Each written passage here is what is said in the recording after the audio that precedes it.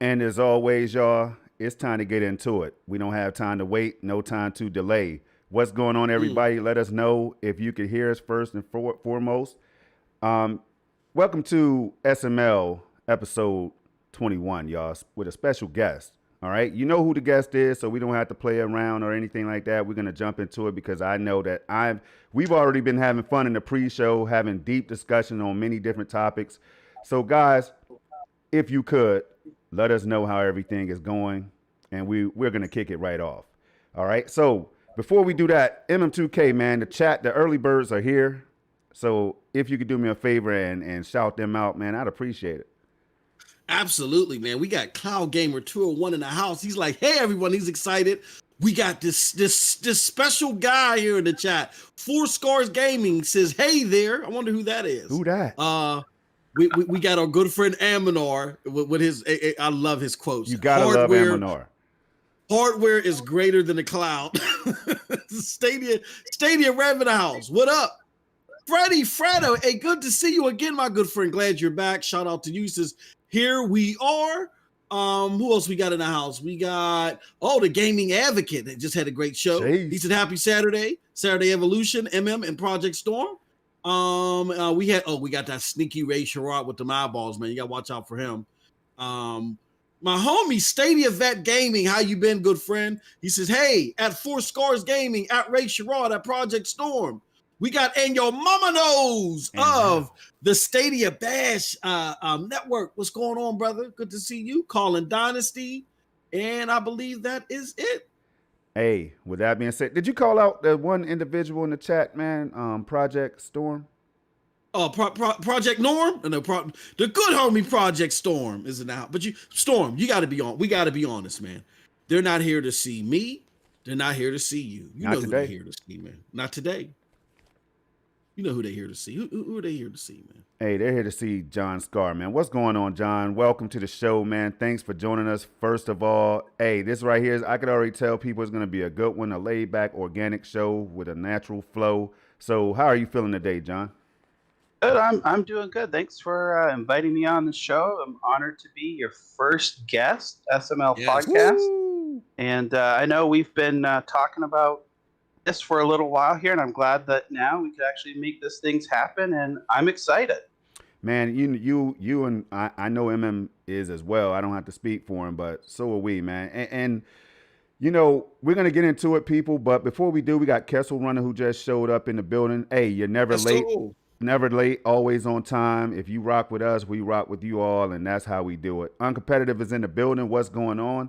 So today, y'all, we have a jam-packed show, and the format of that is going to look like us just having a great, just questions for John that I think that maybe that you may want to hear the answers to. And, you know, during that time, MM2K will chime in with questions of his own. And it's just going to be fun, y'all. Just stay with us real quick, and we're going to get right into it. So before we do that, though, MM2K, what's going on with the housekeeping around here at PNTS Network, man? Absolutely. So this show right here that you're listening to, SML Podcast, with our special guest, Jon Scarr of Best Buy Canada, is part of the PNTS Network. This show airs every Saturday, 11 a.m. Eastern Standard Time, either on Project Storm's channel, please, because we have this special guest here, and this is going to be a hell of a show, just off of the pre-show discussions that we had. We should have recorded that. Should have. Hit that like button, hit that subscribe button. This is going to be a hell of a show hosted by our good friend Project Storm. Also, tomorrow, 2 p.m. Eastern Standard Time, part of PNTS Network is a show called Yang Meets Yang of Gaming that is also co-hosted by Project Storm and Snow Bunny Gaming. Go to Snow Bunny Gaming on YouTube, get a hold of that podcast, get a hold of that channel. They talk about all things gaming, 2 different states of minds. They go at it, they debate, deep dive, all that stuff. One of the greatest shows out there on YouTube, definitely.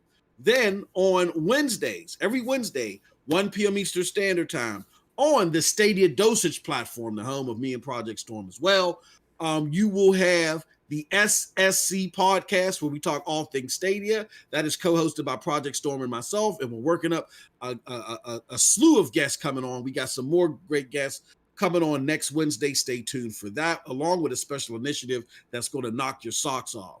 And then last but not least, we have the Commission Podcast That airs every Thursday, 8 p.m. Eastern Standard Time. Definitely stay tuned to all of our news going through pntsnetwork.com or on PNTS Network via Facebook and Twitter to keep up to date on that show. That show is also co-hosted by Project Store, myself, Snow Bunny Gaming, and Tron of the Sick Humor and King Thrash Roundtable Podcast. And I think that is it. I can take a breath. Hey, yo, nobody does it better than MM2K when it comes to that kind of stuff right there, man. I can't do it. I try, but I can't. All right, so, hey, at 9 o'clock, y'all, this whole thing kicks off, as you all know, with the Gaming Advocate over there and that Saturday morning coffee talk. You know, he had a special guest, Chibezi, if I'm pronouncing it right, man. I know my brother, and I just, you know, it is what it is. That was a great show, great discussion. Another laid-back conversation. See, not everything has to be wild and crazy all the time, y'all. But we're going to jump right into it, man. I'm not going to hold you all up any further, right? So, Jon Scarr, you're on the panel with us today, my friend. And I know you're a gamer. So what games have you been playing recently?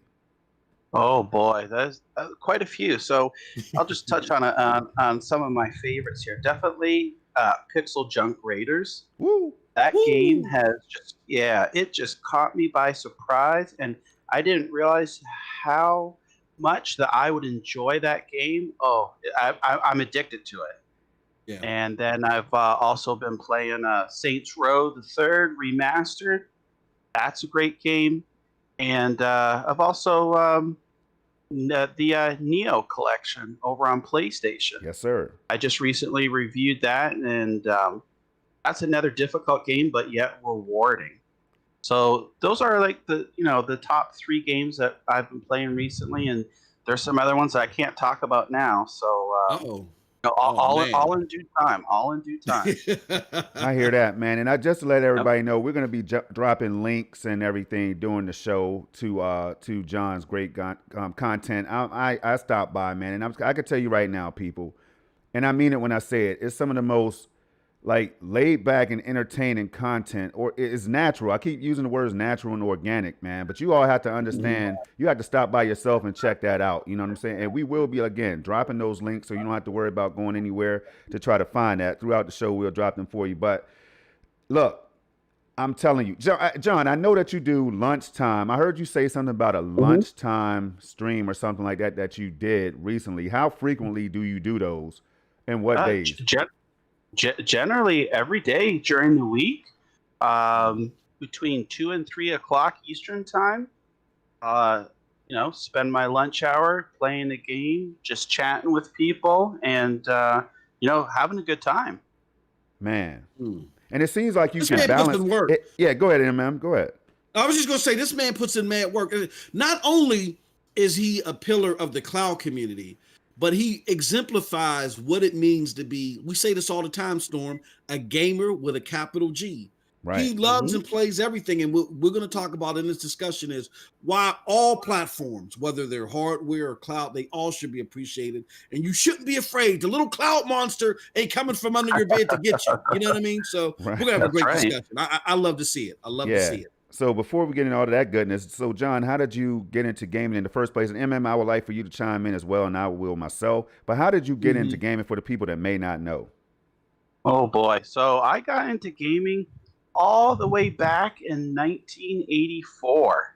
Yes, sir. And at the time, I was, about 7 years old. Right. And my dad, he had this, he was a hard worker.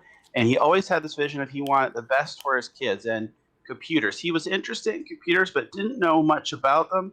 And he saw that, my next door neighbor had a Commodore 64, and, I took interest in it. So he went and bought me a Commodore 64 back in 1984.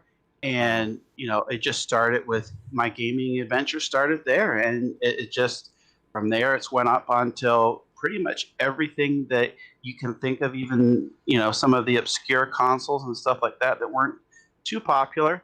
But I just, I love to play games, and it doesn't matter what platform or where they're at. A game is a game, and if I like it, it doesn't matter to me.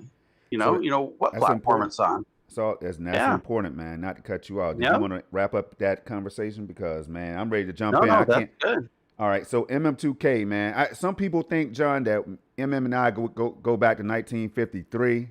Just listening to our dialogue, and we don't promote. We have no sponsorship with Old Milwaukee, for example, right? But we always jokingly say that you got to have your Old Milwaukee and all that stuff to be a real gamer, right? So, Yeah. but honestly, I could go back that far with you to 1984, man. Mm-hmm. But MM, before I Absolutely. jump in, man, how did you get into gaming, bro? If you could give us a shortened version. You know what? I was my brother. It was always the one. I was the hand-me-down kid because I was the youngest one. You know what I'm saying? So I always got the hand-me-down shoes and socks, and then the hand-me-down systems.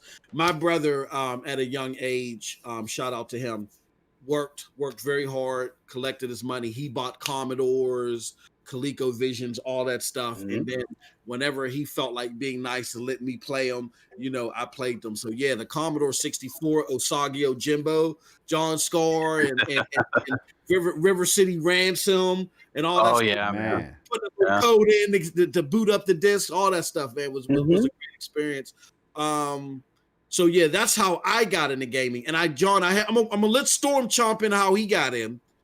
Okay. But I got a question. I got a question for all of y'all when y'all get when Storm gets done. Well, I'll be real quick. For me, it was my grandfather, who's not a gamer, who has the lowercase G when it comes to gaming. I don't know why this dude, he's so cool, y'all. You just have to understand. You have to meet him to understand what I'm talking about, right?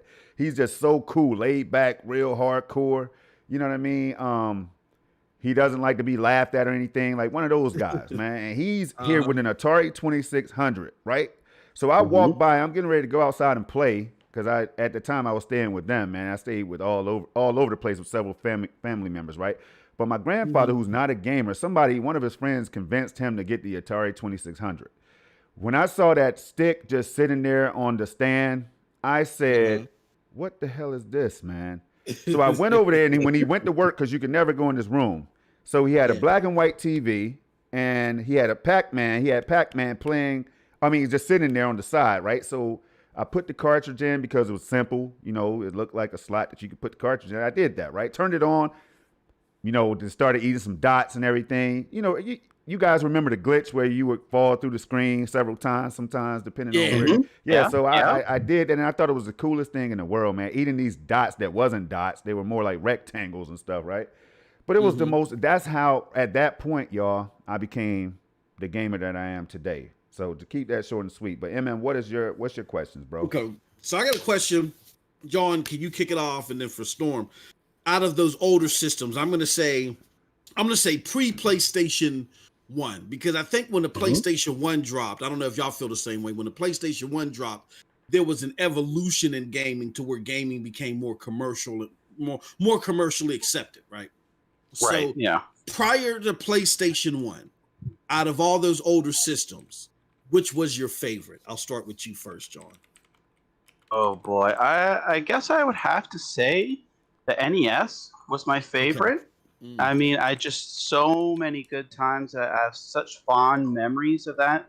Playing with my friends, going over to Friday night sleepovers, and playing Super Mario Brothers, Teenage Mutant Ninja Turtles, Rad Racer. I mean, Nintendo, they had so many classic IPs and games, and it was just so fun. It's like we'd spend the whole weekend, every weekend, rent a game, and just spend all weekend playing and checking out Nintendo Power and looking for tips and strategies, and sometimes calling Nintendo hotline.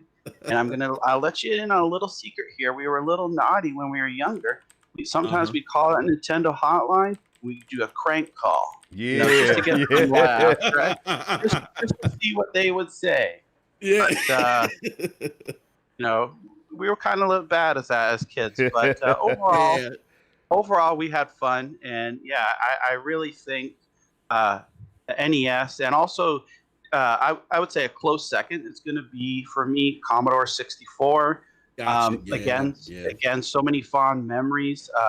One of my friends, their grandpa was into ham radio and the Commodore 64, and every week my friend's grandpa would go and visit someone, and they'd swap games.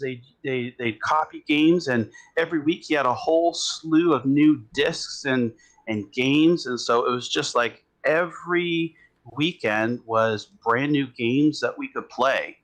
And those is such fond memories of Maniac Mansion, Racing Destruction Set, Mr. Dew's Castle, Bruce Lee, Jumpman, all these different games, and it was just eye-opening. And there's so many different types of games, and waiting 5 to 10 minutes for the disc to load, and just silly things like that. But we had good times. Absolutely. And it was something that we could all come together, no matter who you were, and just enjoy and have a great time. So what you're saying is, even though we're grown as men, we still have a right to game. That's right. Okay. All right. Cool. Now, never be afraid to admit that you like playing games, because you just got to keep it real all the time. Be honest with yourself. Be honest with everybody else, and if they don't like it, that's too bad for them. I hear it, John. Now, on that note, man, let's switch over to the so with all that retro activity, man, what consoles do you currently have in your home that's connected to your TV or in a box right now in the closet, man? What do you have that you could think of? We'll just go with what's connected to the TV. All so right. if I say what's in the closet, we'll probably be here for a couple hours. So I've got, let's see, connected to the TV now. I'm actually in my living room looking now. I've got a PlayStation 5. I've got an Xbox Series X. I've got a Nintendo Switch. I've got an Atari VCS, the new that's coming out here. I was a backer of that. And of course, I've got my Fire Stick for Luna, and I've got my Chromecast Ultra for Stadia. Man. I've got a Shield for GeForce Now. Oh. Yeah, that's and I've also got one piece of retro equipment here, a Pioneer Laser Active disc player, which you could play Genesis games in there, and also what they called the Mega LD games. That was such a niche piece of equipment back in the 90s there, and as a kid, I was always dreaming, I wish I could get this, because it just looked so cool, and I could never afford it because it was just crazy prices back then. It was like $800-900 back in the early 90s, and no way I could ever afford that as a kid. And just recently I found someone that was looking to get rid of it for a decent price. So I'm all about just playing games regardless of what system or what platform it's on. You got a game I like, I'll play it. Man, now see, MM2K, he just put you to shame, bro. Ray Sherrod, I know Ray Sherrod. I might have to set up this little discussion between Jon Scarr and Ray Sherrod, man, for who's collected the most gaming consoles and have the gaming devices and peripherals and stuff right there now, because I know Ray has a lot. But man, that is awesome. I really am not a collector at all. I like to go along with the flow when it comes to the evolution of technology and gaming. So right now I only have the Series X and I have a PC that I built, and I also have a streaming PC here. I have Stadia, of course, the CCU. But I've been playing a lot more in the browser, man. It's crazy that we could have this conversation. I've been playing a lot of Stadia in the browser. At one point, I remember saying that it just wasn't up to par, the browser gameplay. Y'all remember that? If you go back a little bit, CCU was my favorite, man. I swore by the CCU, but now that I could just set my desktop to 1440p or whatever, 120 hertz, and it makes everything feel smoother to me. That's the way I play. But MM, what about you, man? What do you have in the house lurking? Well, right now with kids and their kids and their kids and their kids, a lot of that stuff is gone, and it's all about MM2K's world. So I got a PC, I got a PlayStation 5, and I got my Stadia peripherals. No, and I'm lying. I purposely went and got a Fire TV Cube. I could play Luna on there, and I wanted to play, because if you look at the specs of the Fire TV Cube, that's a very impressive piece of hardware. I mean, it's up there with the NVIDIA Shield. Now, the NVIDIA Shield might have firmware in it that's, impressive, but if you look at the hardware specs of the Fire TV Cube, that's a powerful piece of machinery. Yeah. So, so that's what I have right now. I'm kind of all in on cloud gaming, for the most part. Dedicated device gaming when I get in my Project Storm mood, where I got to see all the bells and whistles visually, and I want my eyeballs to melt. But yeah, I got all the current stuff to support my cloud gaming needs, except for the NVIDIA Shield. I want to be able to see GFN get to a point to where I can use these dongles that I already have, because that's the greatness of cloud gaming. Use the dongles that we already have to play GFN on them. Mm-hmm. Yeah. So now I did forget. My son does have a PlayStation 4 and a Wii. The Wii is somewhere. I have no idea where it is, y'all. He has a DS as well. So there's some devices up in here, but we're gonna move right along, man. And we're gonna get into like I'm not sure if everybody knows, John, that you do some writing for Best Buy. You know what I mean, for the blog and everything. How long have you been contributing to that? And how do you feel about it all? Well, I've been contributing to the Best Buy blog for the last, it's been about 6 years. Oh, wow. So, okay. Yeah. I started out as a volunteer there, worked my way up, got hired on, and then within the last, now it's almost been 3 years, moved my way up to the gaming editor there. Man. So it's been a blast. I've made a lot of friends, a lot of connections. I've learned a lot of things about PR and the industry as well.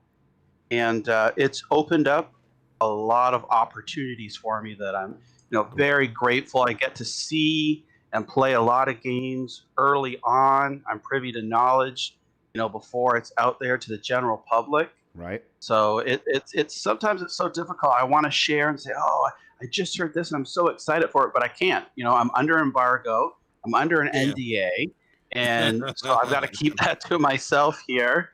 And it's been a blast, and the people that I work with on the blog are amazing. And my boss, Martin, he's so open-minded, and we're not just focused on, when you write the article, it's got to be about selling something. No, he says be truthful, be honest with our readers. If a game isn't good or it has some flaws, be respectful, point them out. Let them know, be honest with your thoughts. And because at the end of the day, we're here to give you our opinions and help you make an informed choice when purchasing.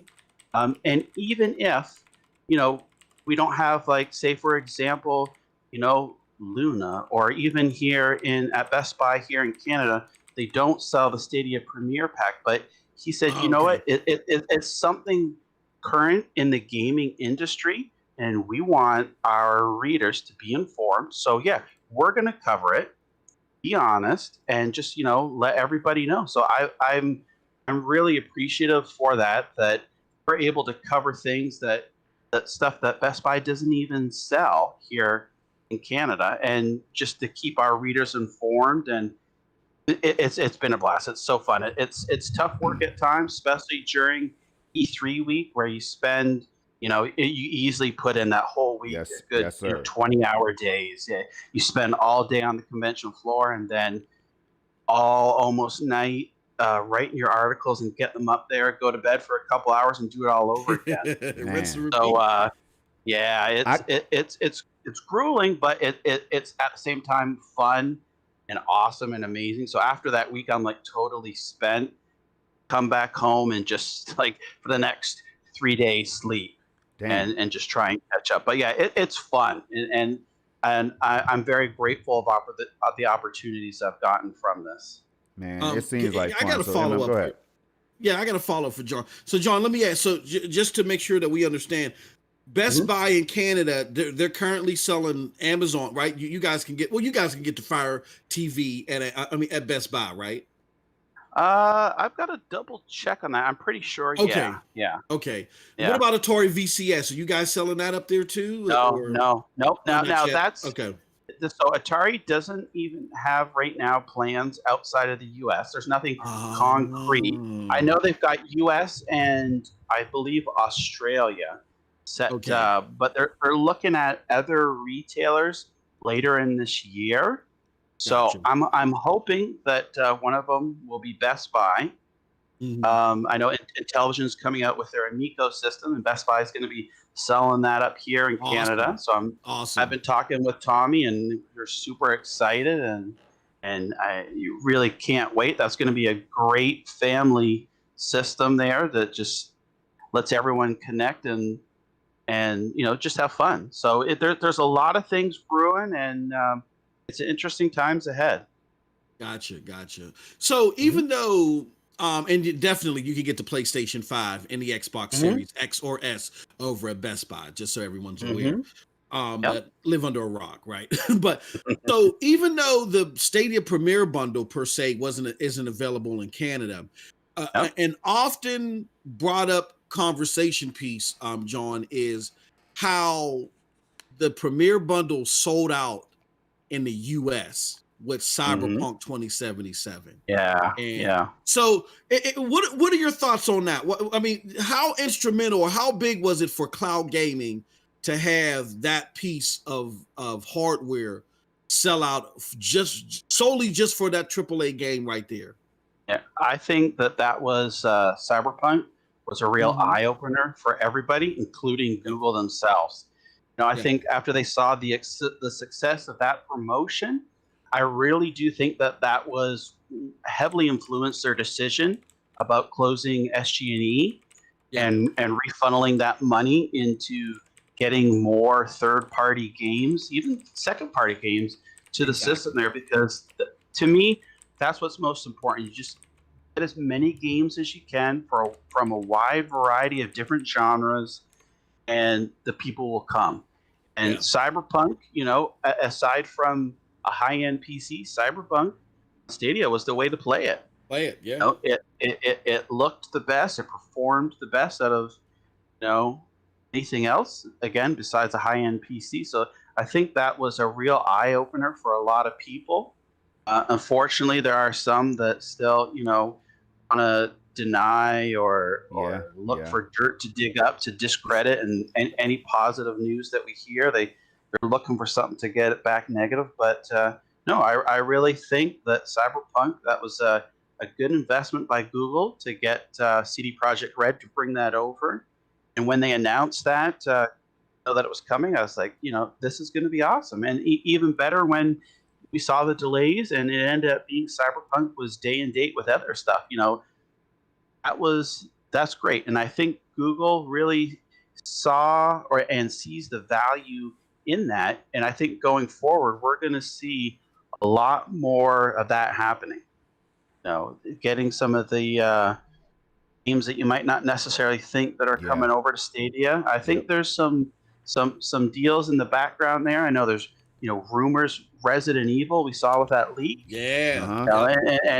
And not just that, it would have been nice when they announced the new Resident Evil if they would have included Stadia, but I guess there's a time and place for everything to announce that. So we'll get there. It's a work in progress.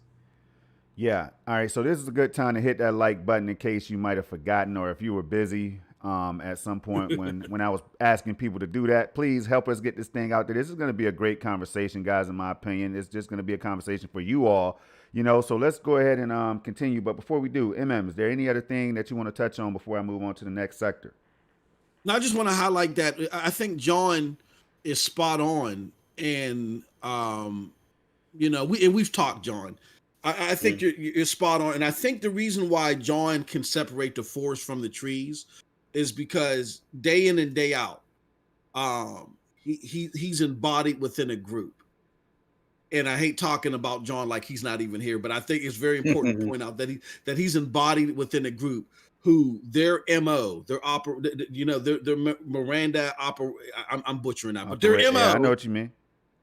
Every day is not clicks, but how can we inform? You know what I'm saying? How can we inform our gamers to make well-rounded decisions? Not how can we persuade people to come to our thing and click. And when you have that embodiment, when you have that approach front end, then you're more likely to see things more well-roundedly then you're seeing from, and I'm not going to name any names, but other publications who, again, like you said, John, just caveat information, caveat facts, and just focus on what they want to focus on. Yeah.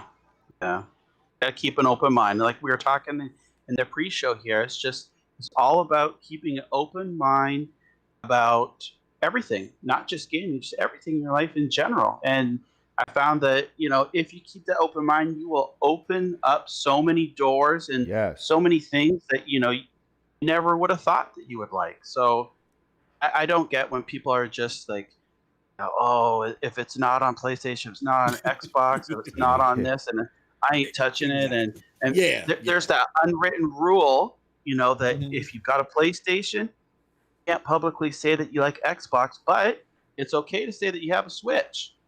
Yeah. And vice versa. The Switch is kind of in the middle there. It's okay. It's okay to say that you like Switch if you have either or. Yeah. Don't say if you got an Xbox, don't you dare say that you like PlayStation and vice versa. So it's just silly in the end. Yeah, I know. Yeah. And that was I'm gonna go ahead and just transition right into the next question that fits in line with what you were just saying. So with all these platforms out here, John, that we've been blessed with during the history of this industry and everything. So why do you? All right, have there ever been a time when you just wanted to stick to one platform, one device or whatever that you could recall? No, really. Even as when I was a lot younger and had NES, also had Genesis as well. So I had the Sega as well. So also Master System. So I think I've always been a multi-platform gamer, just because even I had TurboGrafx. That was in Bonks. Wow. Yeah, Bonks. Shout out was to awesome. Bonks. That's one of my favorite games I remember growing up, Bonks. And I've always just loved to play games. And I think I was lucky enough to be able to have parents that would support me on that. I delivered papers as a kid and things like that, catalogs to make extra money, on top of my $2 a week allowance. So, it was just I love playing games, and it really doesn't matter what platform it's on. It's just that I love playing games. I hear you, man, and that's where we'll leave that one right there. MM, what about you, man? I know your answer already, bro, but do you want to touch on how you feel about just being exclusively on one platform? Well, see, as you always call me out, Storm, see, I was a fraud back in the day. See, I was a Sega Genesis kid. So, and my cousin lived right around the corner from me. He had to suit the SNES. So I would sit there and I'm like, oh, SNES is trash. It's garbage. You got to get the Genesis. So here's what we did. We went to the same school. So he would come to my house early, and we went to the same high school. He would come to my house 6 a.m. or no, like 5:30 a.m., 6 a.m. because we had to be at school at 7 a.m. And we would play NBA something. I forgot the name of the game that was solely on Genesis at my house. And then after we would come home from school, we would go over his house and play NBA Jam because it was only available on Super Nintendo. So again, even though you had remnants of the quote unquote console war, it was never as silly as John alludes to. It was never as silly as it is now. Now it's, we played and we enjoyed everything, and we gave kudos to everything. And it's just this false gatekeeping. I don't know, John. What do you think? You think it's because people want to validate their purchase? They feel like they got to do that. What do you think is behind it? I think that you hit the nail right on the head there. They want to validate their purchase. I'm fortunate enough to be able to afford to game across multiple platforms. Not everybody is. So I think, that there's a little bit of that as people want to validate their purchase, and to a degree, I understand that. But again, like I've been saying this whole time, you've got to be respectful of it. Just because you don't own something or necessarily can't play it doesn't mean that it's trash or garbage. Yeah. Everyone has their own personal preferences, but you've got to be respectful of others, and just be nice to one another. We don't have time for all this silly bickering and arguing, and this is better than that, and this is so many teraflops, and no, this is an RDNA 1.5. Yeah. All of those silly things that people like to nitpick about.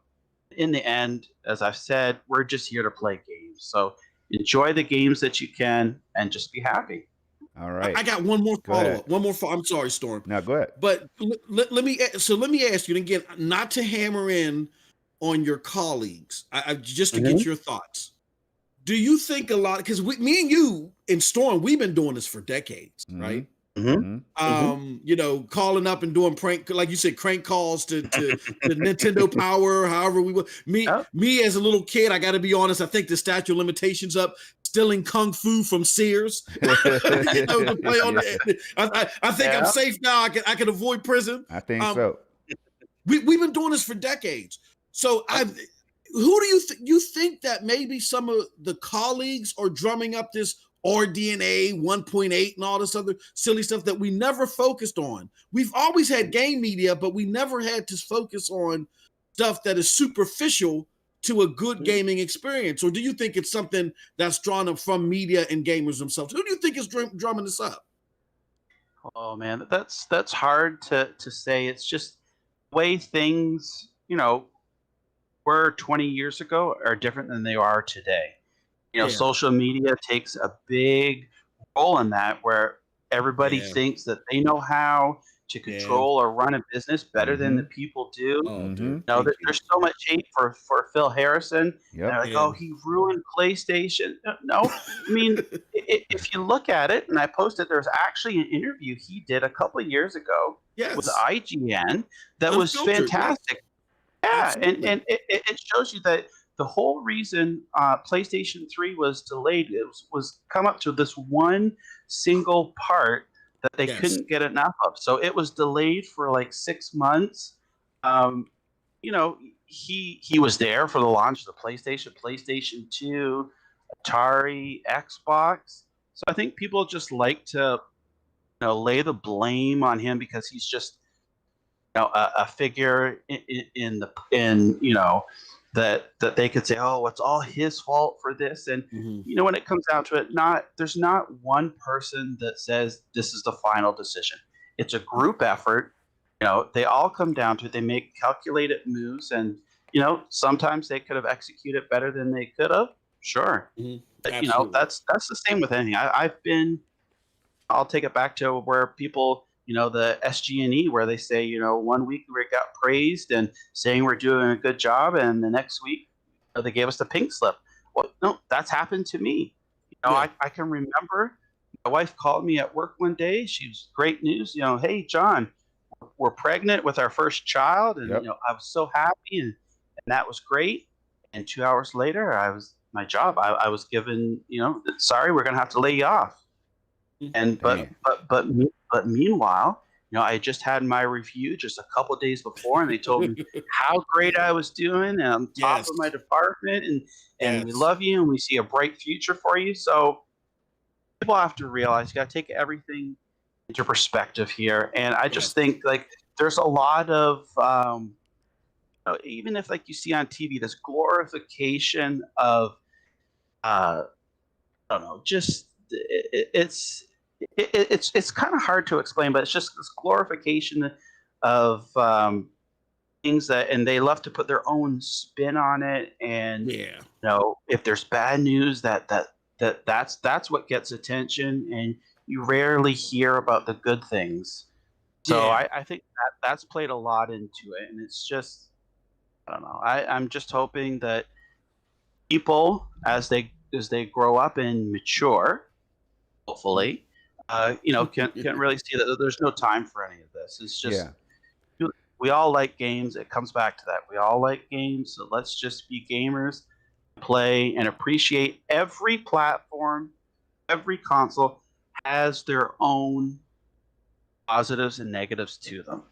And see, so, and John, that's why myself and MM, I know he'll speak for himself, but that's why sometimes I hold a mirror up so people can see, that they are not the innocent butterfly that they think they are. You know what I'm saying? When they throw shots at other platforms right now, it might come across as me doing the same thing, but what I'm trying to do is reflect that that energy and that the activity that they're putting out there, and just letting them, and hoping that they will see how it sounds, how it looks. You know what I mean? So That's that's right. where, Yeah. and I think, like, because we're more mature than that. We've been around, we've been Mhm. gaming for a while. It's unnecessary. We laugh at the wars, the console war. Now there has been a time when I indulged in it, when I was younger and everything, and even now that I'm older, but it's only because shots were fired at me That's right. or my brothers over here on the Stadia platform, for Mhm. example, or in other places. And that's why it's kind of like, how much of that can you sit there and take? Has there ever That's been a right. time where you Yeah. just wanted to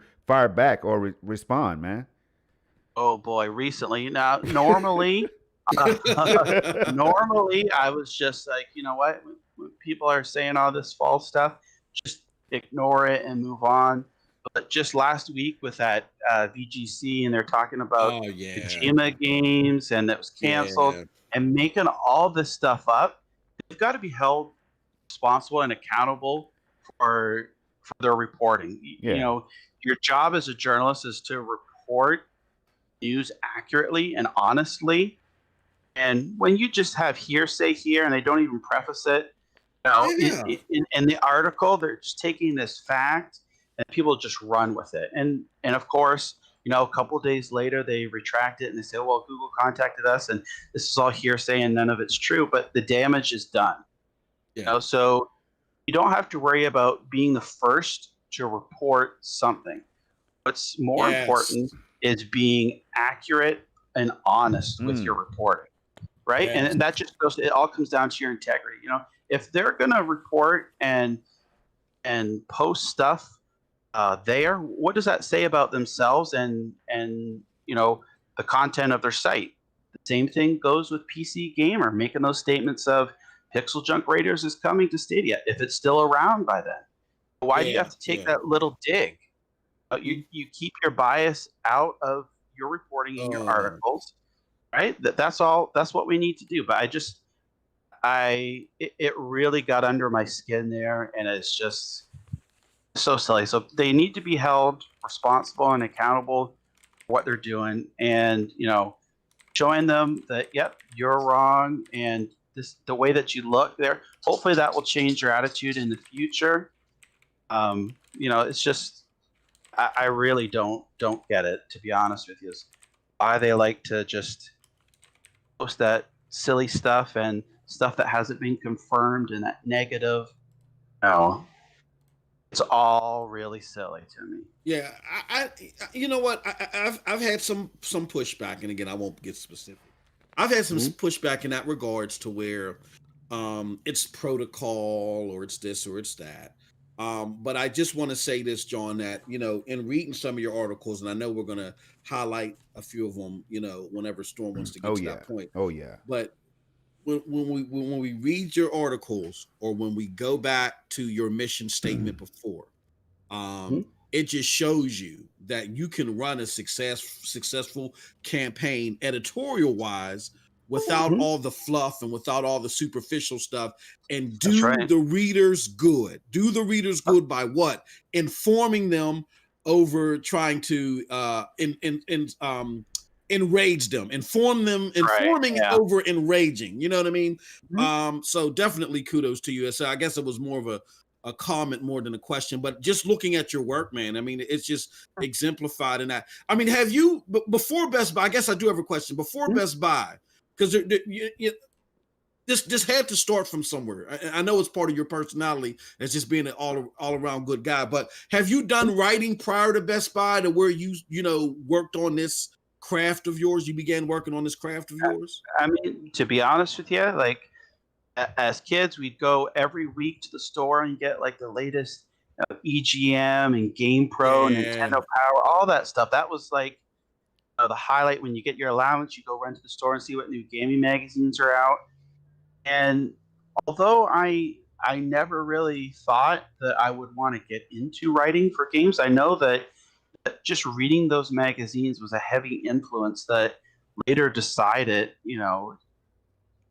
I started a blog and just dabbled here and there in it. And then Gotcha. really it was back in 2014 where I reconnected with my friend, and he was actually the editor, the gaming editor at Best Buy Canada, and he was like, Oh, wow. John, Okay. we grew up together. We love playing games. What do you think about coming over, volunteering on the Best Buy blog and writing reviews and things like that? And I said, oh, I don't know.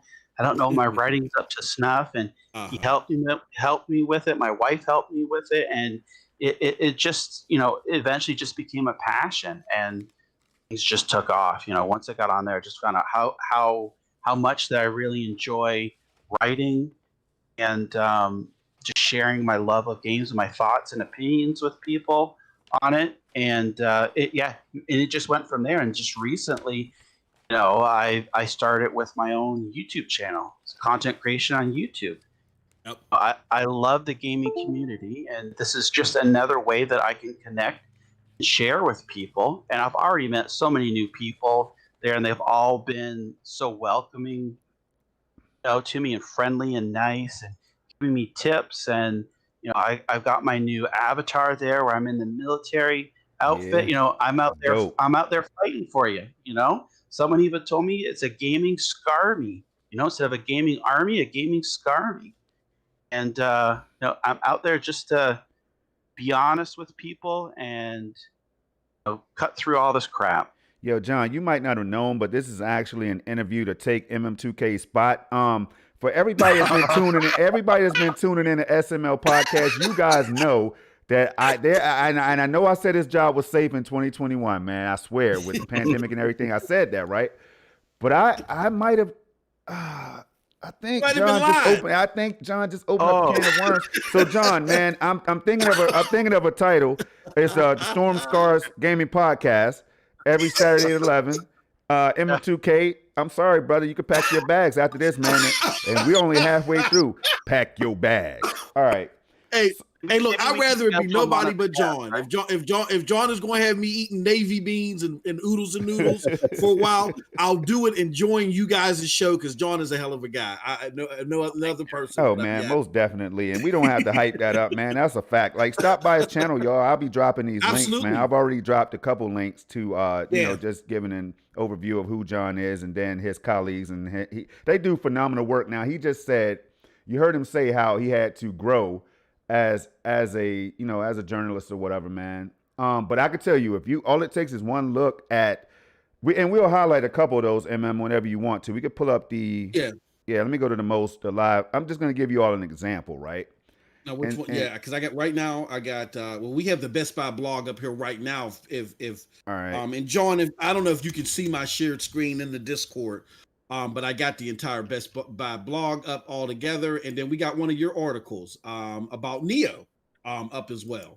All right. So let me make sure I have this right. It's the most web, and then I need to make sure that it's actually up. Hold on, guys. Give me 1 second.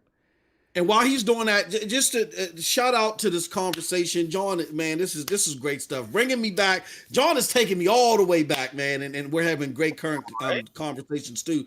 Let everybody know that we're live. Hit that hunchback arrow below. Share this out, y'all. This is stuff that people need to hear. So that's right. Shout to John for all that. So, and we're not even halfway through yet, y'all. So I'm telling you. So here's the deal. And remember, we're going to be opening up the phone lines at the tail end of the show, the last half an hour, if time permits or whatever. And that'll be an opportunity for you guys to call in, chime in, as you always do. Share your feedback on some of the topics that we've been discussing and hitting on so far. But this right here is an example, y'all, if you could see this, basically, I like the way everything is laid out, man. It's easy to just get to whatever you want to get to. It's simple. Outriders right there. The Outriders demo impressions, man, caught my attention. Now, I always tell people it's crazy. I always tell people, like, the Tony Hawk Pro Skater, that was my first one. So if it wasn't for Twitter, John, I wouldn't have been able to see your work, man, and the work of your colleagues or whatever, right? So this demo, I mean, this right here, y'all, to me, this is how everything should be. There's not a lot of John's like personal opinion. There's a lot of facts embedded in here, man, and it's well written. It's spaced out and everything. This is what I like to see when I go to check somebody's articles and their journalism. I like to see quality, man. I like to see that, and I know for a fact that you put some thought and time into this, and didn't just throw it up for some clicks or whatever and some views. That's right. Yeah. So, man, this Clear so, and concise. go ahead, yeah, man, because this right here, I'm Yeah, telling you, kudos to you for being able to drop it, and it happens time after time, y'all. As we always say on SML, time after time, y'all. Every time I read one of your articles, I've been looking for a typo. I'm not gonna lie to you, John. I've been looking for a grammatical error, bro. Sometimes they get in there. Sometimes they do. I haven't found one, so I'm gonna keep looking. And when I do, I'll let you know, man. But I like the quality of your work, is what I'm trying to say, man. Thank you. I appreciate that. Yeah, I just like to be clear, concise, make it easy to read.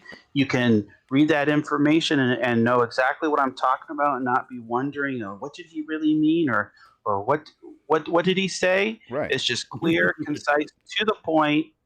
No extra fluff, because we're tired of that. We don't need any of that stuff. Don't need it. And just giving you my honest opinions there, and information about anything that I write about. Man, so what do you got to say? I want to point this out. I want to point this out. So I'm going to read an excerpt from this. Oh, you're going to read? My bad. I took it down. I was going back to the gameplay. Let me put it back. Oh, no. That's all right. That's okay. I want to read an excerpt from this. And it's the part where it says smooth gunplay coupled with an expanding tree. And all right, hold on John, 1 second. After taking my job, which like I said, I'll gladly eat bean sandwiches, refried bean sandwiches, and Snickers bars, and watch you and Storm kill it on the show. I would like for you also to start having digital seminars for colleagues on how to do exactly what you're doing here in this section I'm about to read. So, Storm, let me know when you got it back up, good brother. I think it's back up, man. I think it's back up. All right. So the section in his Outriders piece, it says smooth gunplay coupled with an expanding skill tree. During my time with the demo, I was pleasantly surprised at how the gunplay is in the game. Running, ducking, and weaving in and out of cover while attacking your enemies is near flawless. The weapons include assault rifles and shotguns, to name a few, and they can be outfitted with mods. I like the developers. I like that the developers decided to go with a short cooldown period after using your character skills, and the fact that you can combine them with other skills. As a result, this allows for some pretty devastating attacks. The game includes a skill tree, which allows you to upgrade and unlock new skills as you progress. Something else that I found neat, that was the game's world level can increase. If the world level increases, it means that you can get better loot from defeated enemies. Now, the reason why I wanted to focus in on that section, John, is because you have here something that is so well written that what it does is it gives you the facts, and it gives you your own personal injections in there. But it's very clear what are the facts opposed to your own personal opinion. You use precursors like something else I found neat, which is relative to everybody. It doesn't dumb down the article, but it's a place marker that says, here, out of what I just told you, here's my personal opinion. Yours may differ. That's right. Now, and that I have played the game myself. I have put hours into the game. Absolutely. And it's evidence of that, definitely. And a lot of times you don't even get evidence of that. It's just people watching someone else play the game and then making their own. But the thing that my question for you, John, is why, I guess I'll phrase it this way. You see a lot of times where other publications don't do that. They add their own conjecture into it. And instead of prefacing it or letting people know this is my opinion, they make it seem like, oh, well, this is just a matter of fact. Right. Why is it so important for you to make sure that you make that separation of, here's what you're going to get regardless if you like it or not, here's why I like it? Why is that important piece of your writing? I think you kind of touched on it there, is because I don't want anyone to misinterpret this to what my opinions are, to take them as fact. Those are my opinions, my impressions. Yours may differ. I'm sure there are plenty of people out there that hated Outriders demo, that didn't like the gunplay. So I respect that. That's your opinion. Everyone's entitled into their own opinion, but I want to make sure that it's clear that I'm presenting you with my thoughts and opinions on it, and don't take it for fact. Just, here's what I think, and you can make your own thoughts and impressions based upon your gameplay. But this is kind of, what you can expect. You may agree with me, you may disagree with me, and that's okay. Awesome. And that is awesome. So that right there, y'all, it's kind of like an example. Again, I wanted to highlight that Jon didn't know what was going to happen, man. We just put it out there so that people know that Project Storm, man, we know what you're talking about, but I don't want to stop over there. I'm just going to listen. Nah, check that out, man. It is some good reading. And what that does in MM2K, the paragraphs you read, it pulls you in to make you want to know what's going to come next. Yes. You see what I'm saying? Yeah. What else is this guy about to say? Like, I like his take. That's what I got out of it. And I think you will too, people, if you check that out. Now, we're going to go over to the YouTube content creation side of things, or Twitch, or wherever you stream or whatever. So Jon, myself, MM, of course, we jumped into the content creation side of things, and you're about to find out why. And we're going to start with Jon as the guest of the show. Jon, why did you jump into the content creation side of things? And then recently, have you checked out any content creators that stick out in your mind, small or big? Well, the reason why I jumped over into doing content creation on YouTube is just, like I said before, I love the community, and this is just another way to connect with people and share my thoughts and ideas, and I'm gaming all the time anyway, so why not stream and share? Oh man, sound like me. Yeah. There's people out there.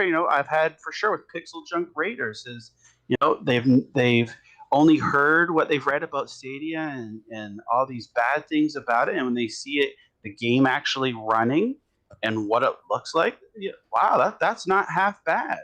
And so it opens up people's eyes to things, and it's just about getting the word out there and helping people, again, making that informed decision. You can see it with your own eyes. You see me playing it. You can ask me questions. It's there for you to see. Then you can make your own opinion from that. And I just love being able to share that with people. And there's some people like, well, I've never even heard of this game, and now that I watch your stream, I think I'm going to go ahead and buy it. Even if I'm streaming it on Stadia, it might be available on Xbox, on PlayStation, and they're like, wow, after I saw that stream, I went ahead and I put that on my list of games to buy, or I went down to the store, or I ordered it online, and that's a really great game. So it's just a way also to share these games that might not get the attention in the media, and let people know. Yo, I think it's excellent, and it's right in line with what I've said on record several times about why I do it. For me, Jon, I was just gonna on YouTube. YouTube is like this vault, man. This cool, timeless vault where you can store all of your gameplay and any cool moment or anything that you sucked at or whatever, right? You could go back and check that out. You could get better from it. You could share it with your grandmom and your aunt, uncle, cousin, brother, sister, whatever, right? It's so cool. That's the reason why I jumped into it, man. Not to mention the fact that I love technology and the fact that I could stream from Stadia or Luna or GeForce Now, whatever the case is, right? Xbox, PlayStation, and the fact that I could stream to this platform while I'm using a streaming service like a cloud platform or service, right? Yeah.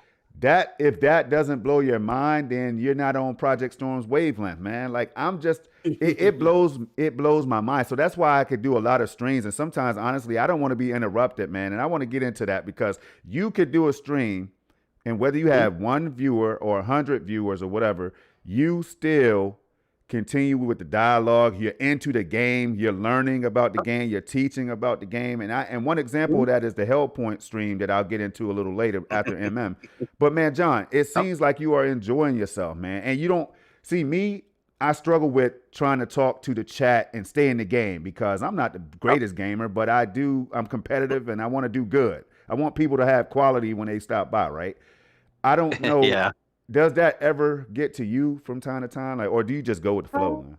I just go with the flow here. I love when people come to watch my streams and the chat in there. we've already made new friends, and people just start talking amongst themselves, or they're talking to me, asking me questions, and I'll be playing, and I'll do a quick glance down at the chat and kind of see what they're talking about and acknowledge that, just like we're doing here today.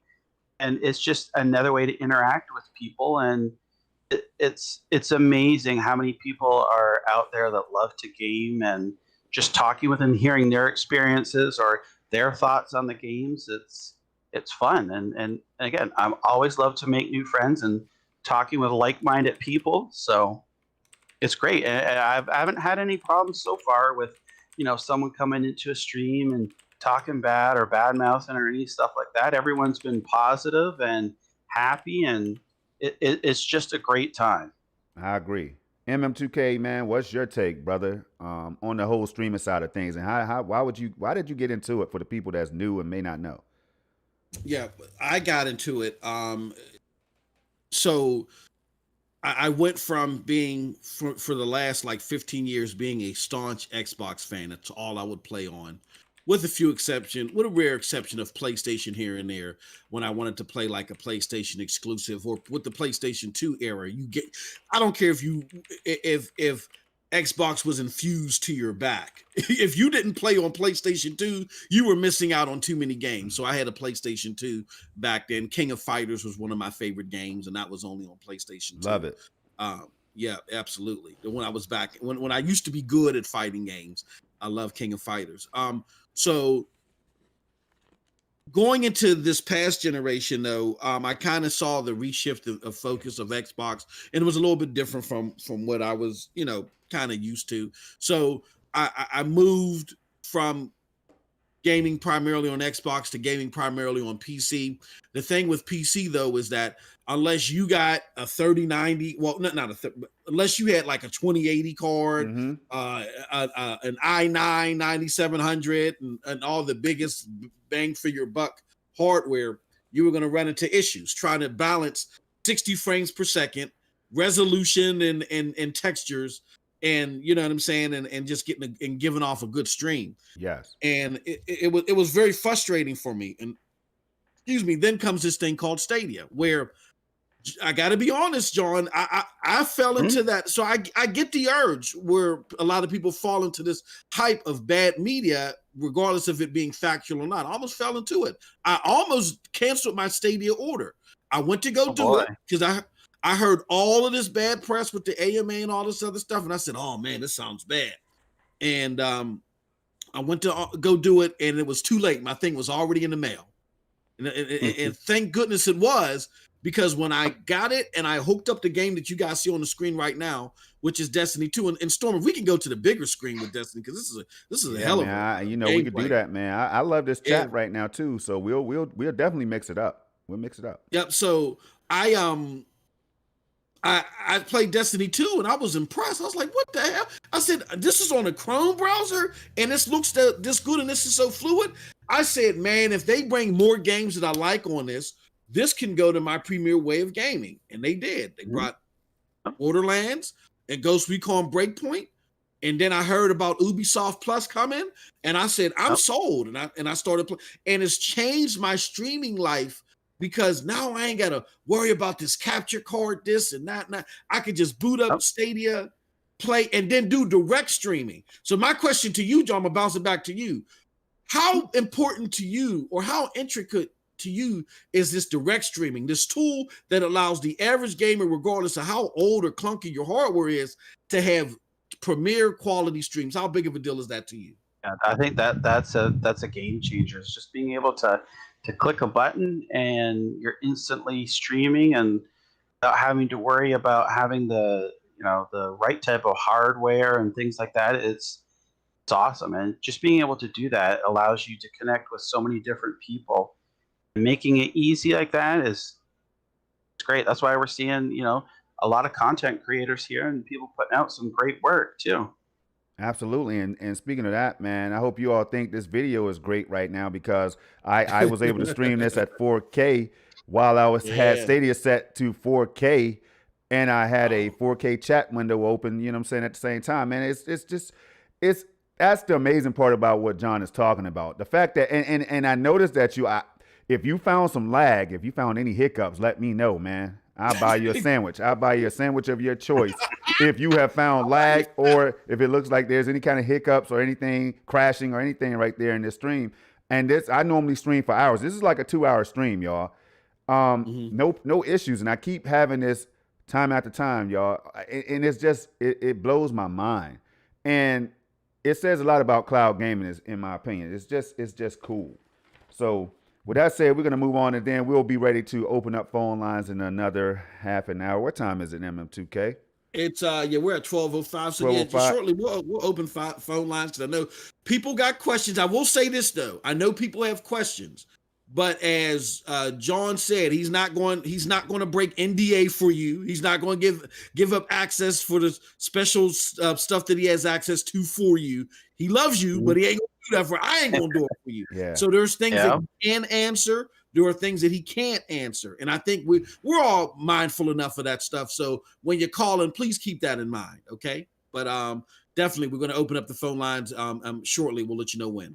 All right. Well, let's switch over to cloud gaming, man. We've all gotten our feet wet now. And a lot of you in the chat right now. Shout out to this chat, man. It's just been flowing, man.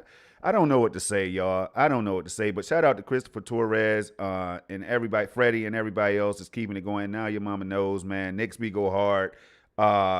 Squid is in the building. And so some of the content creators, yo, I know we kind of like maybe didn't mention who we've been checking out, but it's been, for me, it's the smaller content creators. You like the Squid, like a Chris. I can't remember the kid's name, Chris, man, who plays Stadia sometime. If you all know what I'm talking about, he had about three subs, and that was his fourth. And that's what I like to do. I like to go out and find the people who were like me at one point, and then kind of boost them up and hopefully boost their confidence up, man, because sometimes it can be a lonely road out here, you know, when and it's hard. So I always try to find those guys, but that's who I've been checking out. I just want to point it out. So shout out to Squid and everybody else out here, man, on the small scale with me, who hasn't reached 1,000 subs yet. But I think we still drop quality content, y'all. Shout out to all of you and everybody in this chat that I didn't catch. Chariot Man Gaming, Rick Tone. Man, there's so many of you in here. Thank you for joining myself, Jon, and MM2K today. But we're going to move over to the cloud gaming side of things, unless you wanted to highlight a couple people that inspire you guys. Actually, I want to give a special shout out to Ray and Now Your Mama Knows.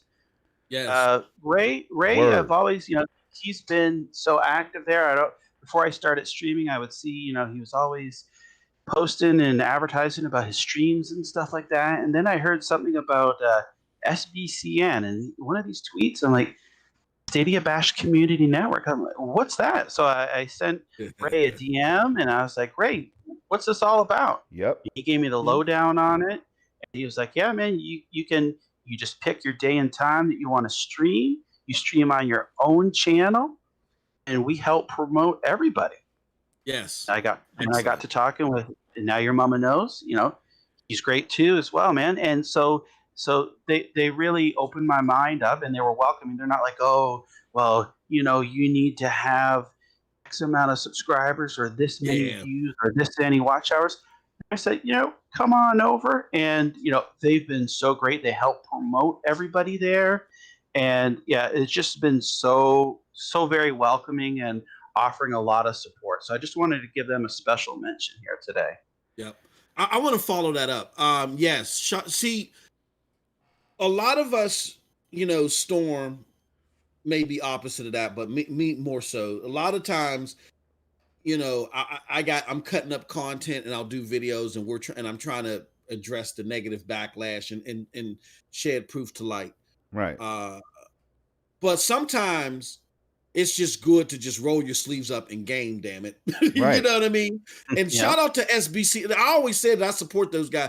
Shout out to SBC. And while all this stuff is happening, Stadia's going to die. SG&E is coming for your babies and all this crazy stuff that people say. Them guys just said, you know what? Boot up and shut up. So shout out to them, man. And check out Jon Scarr while he's on it. Check out the whole damn lineup. I love those guys, man. And I love it too when Cowboy and Your Mama Knows and Now Your Mama Knows and Ray go back and forth.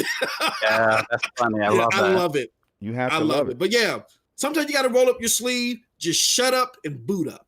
And one All thing right, I so- like about it, man, is that it's definitely inviting. I know you haven't seen me guys, for example, out there, but the invitation came, y'all. You know what I'm saying? Life happens, time frames happen, and things like that. So I did show up recently for the Black History stream with the fellas, man, and Now Your Mama Knows That and was an everybody. amazing event. And that was man, hell of awesome. a panel, hell of a everybody that showed up, everybody that watched. Hey, that was special, man. So I did show up, but I didn't. Unfortunately, there wasn't enough slots for me during that certain time slot. But I do support this. I talk about it all the time, man. I support everybody that I can. You know what I mean? Even those who might not support me and MM2K and others, right? I still try to show some support because I know how it feels to want to be supported or whatever, right? So shout out to those guys for opening up their platform for any and everybody who was willing to come participate, man. Participate in that and partake in the goodness. Shout out. So, but we're gonna move on, y'all. John, what encouraged you to try cloud gaming? Cloud gaming, man. Cloud gaming is something that we hear a lot about. People want it to die. What encouraged you to try that? Well, you know what really got me sold on it was Google's GDC 2019 when they showed Stadia there. Just seeing that in action totally blew my mind. And I love technology. I'm all about, latest and greatest. And I've always had that urge to find out an interest about technology. I've always been excited about that. And just being able to play in a browser window, it was just like, holy crap, I don't need to worry about, having a $500 or $400 console there. I could just play on my computer. I could just play on the phone that I already have, and it's such a small investment, and it takes all that computing requirements that are needed away from having that box underneath the TV to putting it in a data center somewhere. And I think it's, one of the things is like the data center is your, is your console or it's up in the cloud, something like that. It's just, I love that I don't ever have to worry about that. And they could do upgrades and I don't have to pay a dime. They can upgrade those servers when they see, need fit, and I don't have to worry about buying something new. I just continue on as I always have been. It just opens up. It's the accessibility. It gives more people the chance to play games that might not necessarily and could afford $300, $400, $500, $600 console. With Stadia or cloud gaming, you could sign up Stadia, you get free, doesn't cost you a dime. And now you can even play. They have a couple of free games there. Destiny, Super Bomberman Art. You don't have to pay a dime. You could be playing those games. And, and there's no waiting. Like I know with GeForce Now, you got to wait for it. If you go for the free route, you got to wait for a rig. You got to wait sometimes depending how busy they are. And then there's a time limit. You can only play for a certain amount. Stadia, it doesn't matter. You sign up for that free account. You can buy whatever games that you want to play, or sign up for Stadia Pro, which is an amazing. I highly recommend it for what is it, like $10 a month? Yeah, man. Yeah. You get all these games that you can play for as much as you want. It's well worth that $10. So I'm hoping that soon that they come out with, you could buy like a year subscription instead of paying month to month. They come out with like, you could get like a year for $50 or something like that, give you a little discount there, and that way you're all set and don't have to worry about it. I also love too that now I could just click and say pre-order, and once a game becomes available, I don't need to download it. All I do is hit play. Don't need to worry about updates. I don't need to worry about having hard drive space. If like Call of Duty, they're saying now that you can't play it on a base PS4 because it's like over 500 gig. And you know what? It's only going to get worse as the graphics improve and the textures and the high quality stuff. You're going to need more storage, but with cloud gaming, you never ever have to worry about that. So I just pick up my controller, I get my Stadia controller. I'm on my way. You know, it's amazing. It's just that accessibility and the ease of use that makes it so enticing for me. And I'm just sold on it there. So there's no Uh, need for me and MM to really chime in, but MM, go ahead. I don't have to say anything because he covered everything I feel about it. no, yeah, absolutely. I mean, and again, it's not to say that consoles don't have a spot. They definitely That's do. right. Yeah. Right. They have their Yep. use, and again, it's not about these superficial flags that we want to wave and stick in the ground and say, no, you not over here. You know what I mean? Yeah, they kind of Um, paved. They kind of paved the way for what we're doing right now. That's right. Absolutely. It's a natural evolution. I don't think consoles aren't going to go away No. anytime soon. Nope. They'll be there, so that, there's no need to worry. I know some people don't have the internet connection, or they have data caps, so cloud gaming isn't for everybody right now. But for those people that are able to enjoy it, it's an amazing experience. And I think it's only going to grow and flourish. I know some people point to, oh, well, what about on live, 8 years ago? And Yeah. things are different now, though. The Yeah. infrastructure Exactly. is getting there. There's a big infrastructure in place. Data caps, hopefully, going away. I know some places that it's common and some that it's not. So, but I also like that have that ability to switch your resolution and the amount of data it uses. There's going to be, that new AV1 codec coming out Yeah. Yep. that Yes, allows, sir. 8K less 120. data. Yeah. So it's get there. People just have to realize that we're still pretty much in the infancy of cloud gaming. So it's not going to be, 100% perfect all the time where, although I've never had a problem with it, there are going to be people that do have issues, but you just gotta roll with it. And it's okay to like more. Gotta say it's okay. You don't need to be shy. You don't need to, like you said, put the flags up and we're here, you're there. It's all good. Yeah, and you Yeah. don't have to defend. You don't have to defend the fact that you That's love right. something. You know what I mean? Like That's enjoy right. it. But MM, go ahead, brother. I want to hear what you got to say. No, I was gonna ask John. Okay, so on that vein where people are like, because we've heard this, John. This is we're not making this up, and me and you've talked behind the scenes about this and chuckled about it. But if you get to the heart and the matter of it, some of it is sad. It's not funny. Right. There are people that believe that the advent of cloud, that the success of cloud gaming is automatically going to lead to the decline of hardware gaming automatically. I've heard these exact words: cloud gaming is going to destroy gaming. Yeah. Can you explain why it's not a zero-sum game like that? Why that's not the case, and why really it's in the benefit of all gamers, regardless of where you game, to want to see cloud gaming flourish? What are your thoughts on all that? Yeah, I mean, like you said, the consoles are still going to be around. They're not going anywhere, and it's just an evolution of the technology. Like we were talking Yes. about in the pre-show. There was back in the day there were VHS and Betamax tapes, and then we got laser discs and DVDs, and now you look at it and it's like streaming's the norm and stuff like that. It's like same with music. Who buys CDs anymore? I'm sure there are, and all the power They're to it. available still too. Yeah, some And people that have been argument- buying them. The collectors Yeah. buy them. Yeah. Yeah, and that's fine. But the people have moved on. Even if you look at like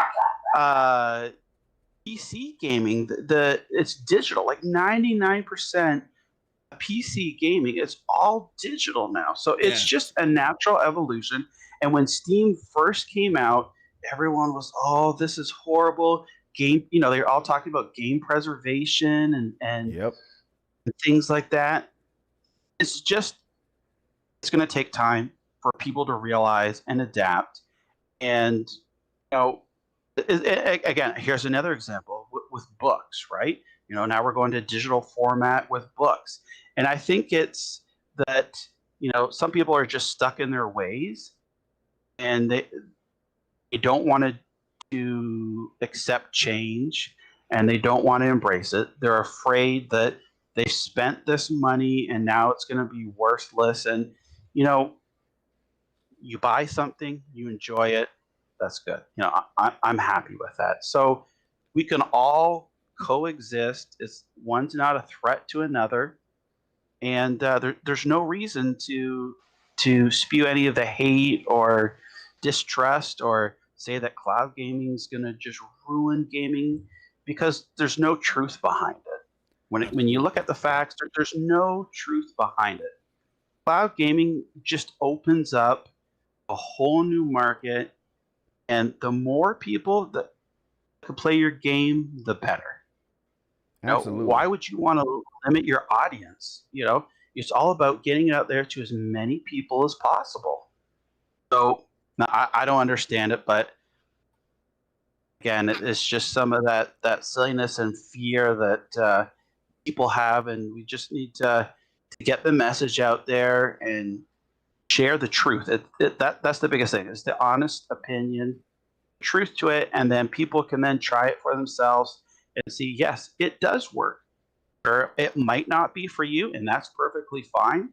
But don't tell me that it's junk and that it's going to be ruining gaming and all that stuff, and tell me that I'm stupid for liking it. And that just brings another point. So I recently, I got my new avatar and my banner on Twitter. Yep. I launched my channel. I've had some people, they're like, Jon, I noticed that on your banner there, you've got the Stadia logo. It's bigger than the others. Uh-huh. Are you in some type of partnership with Google? I'm like, well, no. Why would you think that? It's like, no. It's the reason why it's bigger is because that's my platform of choice, and it doesn't mean I don't like the other platforms. PlayStation, Nintendo, GeForce. I still love them all, but everyone has their personal preference. Yep. Stadia is my personal preference. So I just find it's so odd that you actually like Stadia. What are they paying you? Is there something? Yeah, man, absolutely. You know what I mean? No one ever questions if you have a channel out there that with just an Xbox logo or just a PlayStation logo or Nintendo. Is Nintendo paying you? Well, no. No one ever questions that. It's like they can't believe. You like Stadia? Well, why wouldn't I? It's got everything I'm looking for. It's a growing platform. There's room for improvement. As time goes on, we'll see that improvement. We'll see more developers come over. Now that Google's reinvesting that money in SG&E, there it is, to bring more games to the platform. And there's some people like, oh, well, what about bringing Fortnite or something like that? And they'll be like, well, I hate Fortnite. It sucks. You know what? The more games, the better. Just because I don't like a game, there's going to be people out there that like it. And if you look at the highest selling and most successful selling games are all third-party multi-platform games. Yes. Look at that, right? So it's good. And I came across an article the other day. I posted it on Twitter because I saw someone say about how it's important for exclusives. Oh, man. And there was an article, and I came across, I'll have to get it and I'll retweet it out again. And it's just like, sure, exclusives are important, but they're not the end-all, be-all. Yes. Mm-hmm. Right? Yes, sir. It's just, you get some people that only buy a Nintendo Switch and they only buy Nintendo games. So what good is that? You want people to come to your platform that embrace all type of games. So I think maybe down the road, we might see another first-party studio for Google open, but right now they're not ready for it. And I'd rather them reinvest that money, put that money into bringing, those big AAA titles. And also, I love the indie games too. Bring those, bring as much as you can. We recently got confirmation that Paw Patrol or whatever is coming to Stadia, some kids games. That's awesome. I love that. You need that. Right. Yeah, you do need that. You need to be well-rounded. You don't want to just be stuck in one type of genre. And it's got to be for everybody. And I love it. I just see that it's slowly but surely growing. It's going to take time.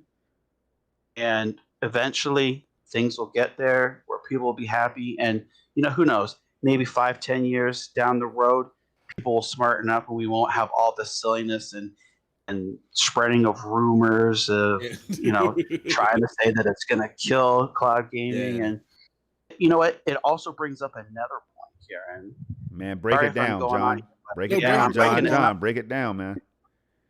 I'm breaking it down is xCloud, right? So we know that Microsoft is xCloud and they've incorporated it into Game Pass. And it's funny how that there's people that'll say, oh no, cloud gaming and Stadia sucks. But when it comes to xCloud, they're like, oh man, this is it. This is end all be all.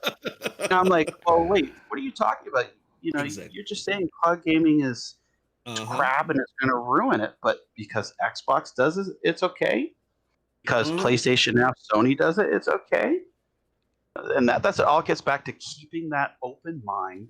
It doesn't matter who does it, where they do it. Keep that open mind and just embrace technology. And it's, to me, it's where things are heading. And you've seen many high-profile developers say the same thing as well. It's in its infancy right now, but there's a whole heck of a lot of potential, and it's a growing industry. So that's my 2 cents. Well, I'll say this. MM, you got anything you want to throw out there? Because once again, John, you touched on so many things. There is one thing that I think I wanted to add to this, but MM first. No, go ahead, brother. Go ahead. What I was going to say, bro, is as a matter of fact, let me do this right here, man. Shout out to Kessel Runner. Hey, people, if you're not familiar with this channel, man, once you join the conversation and you're bringing valid points and you're saying things that really make sense and that adds up to what we believe in and things that we don't believe in. Like Amanor, for example, joins the conversation and he is wholeheartedly PlayStation, man. But when you come out here, you join the conversation, and you're consistently doing that, you will be a moderator on my channel, man. That's just how it goes. Like, because I want to know what else you guys can add to the discussion. And sometimes people might find breaking news that they might want to share. So if you see if you become a mod all of a sudden, if your name becomes blue or purplish blue, whatever color that is, you know that you have done something, you have contributed something to the conversation, y'all. So Kessel Runner right here, I want to highlight before the lines open, y'all.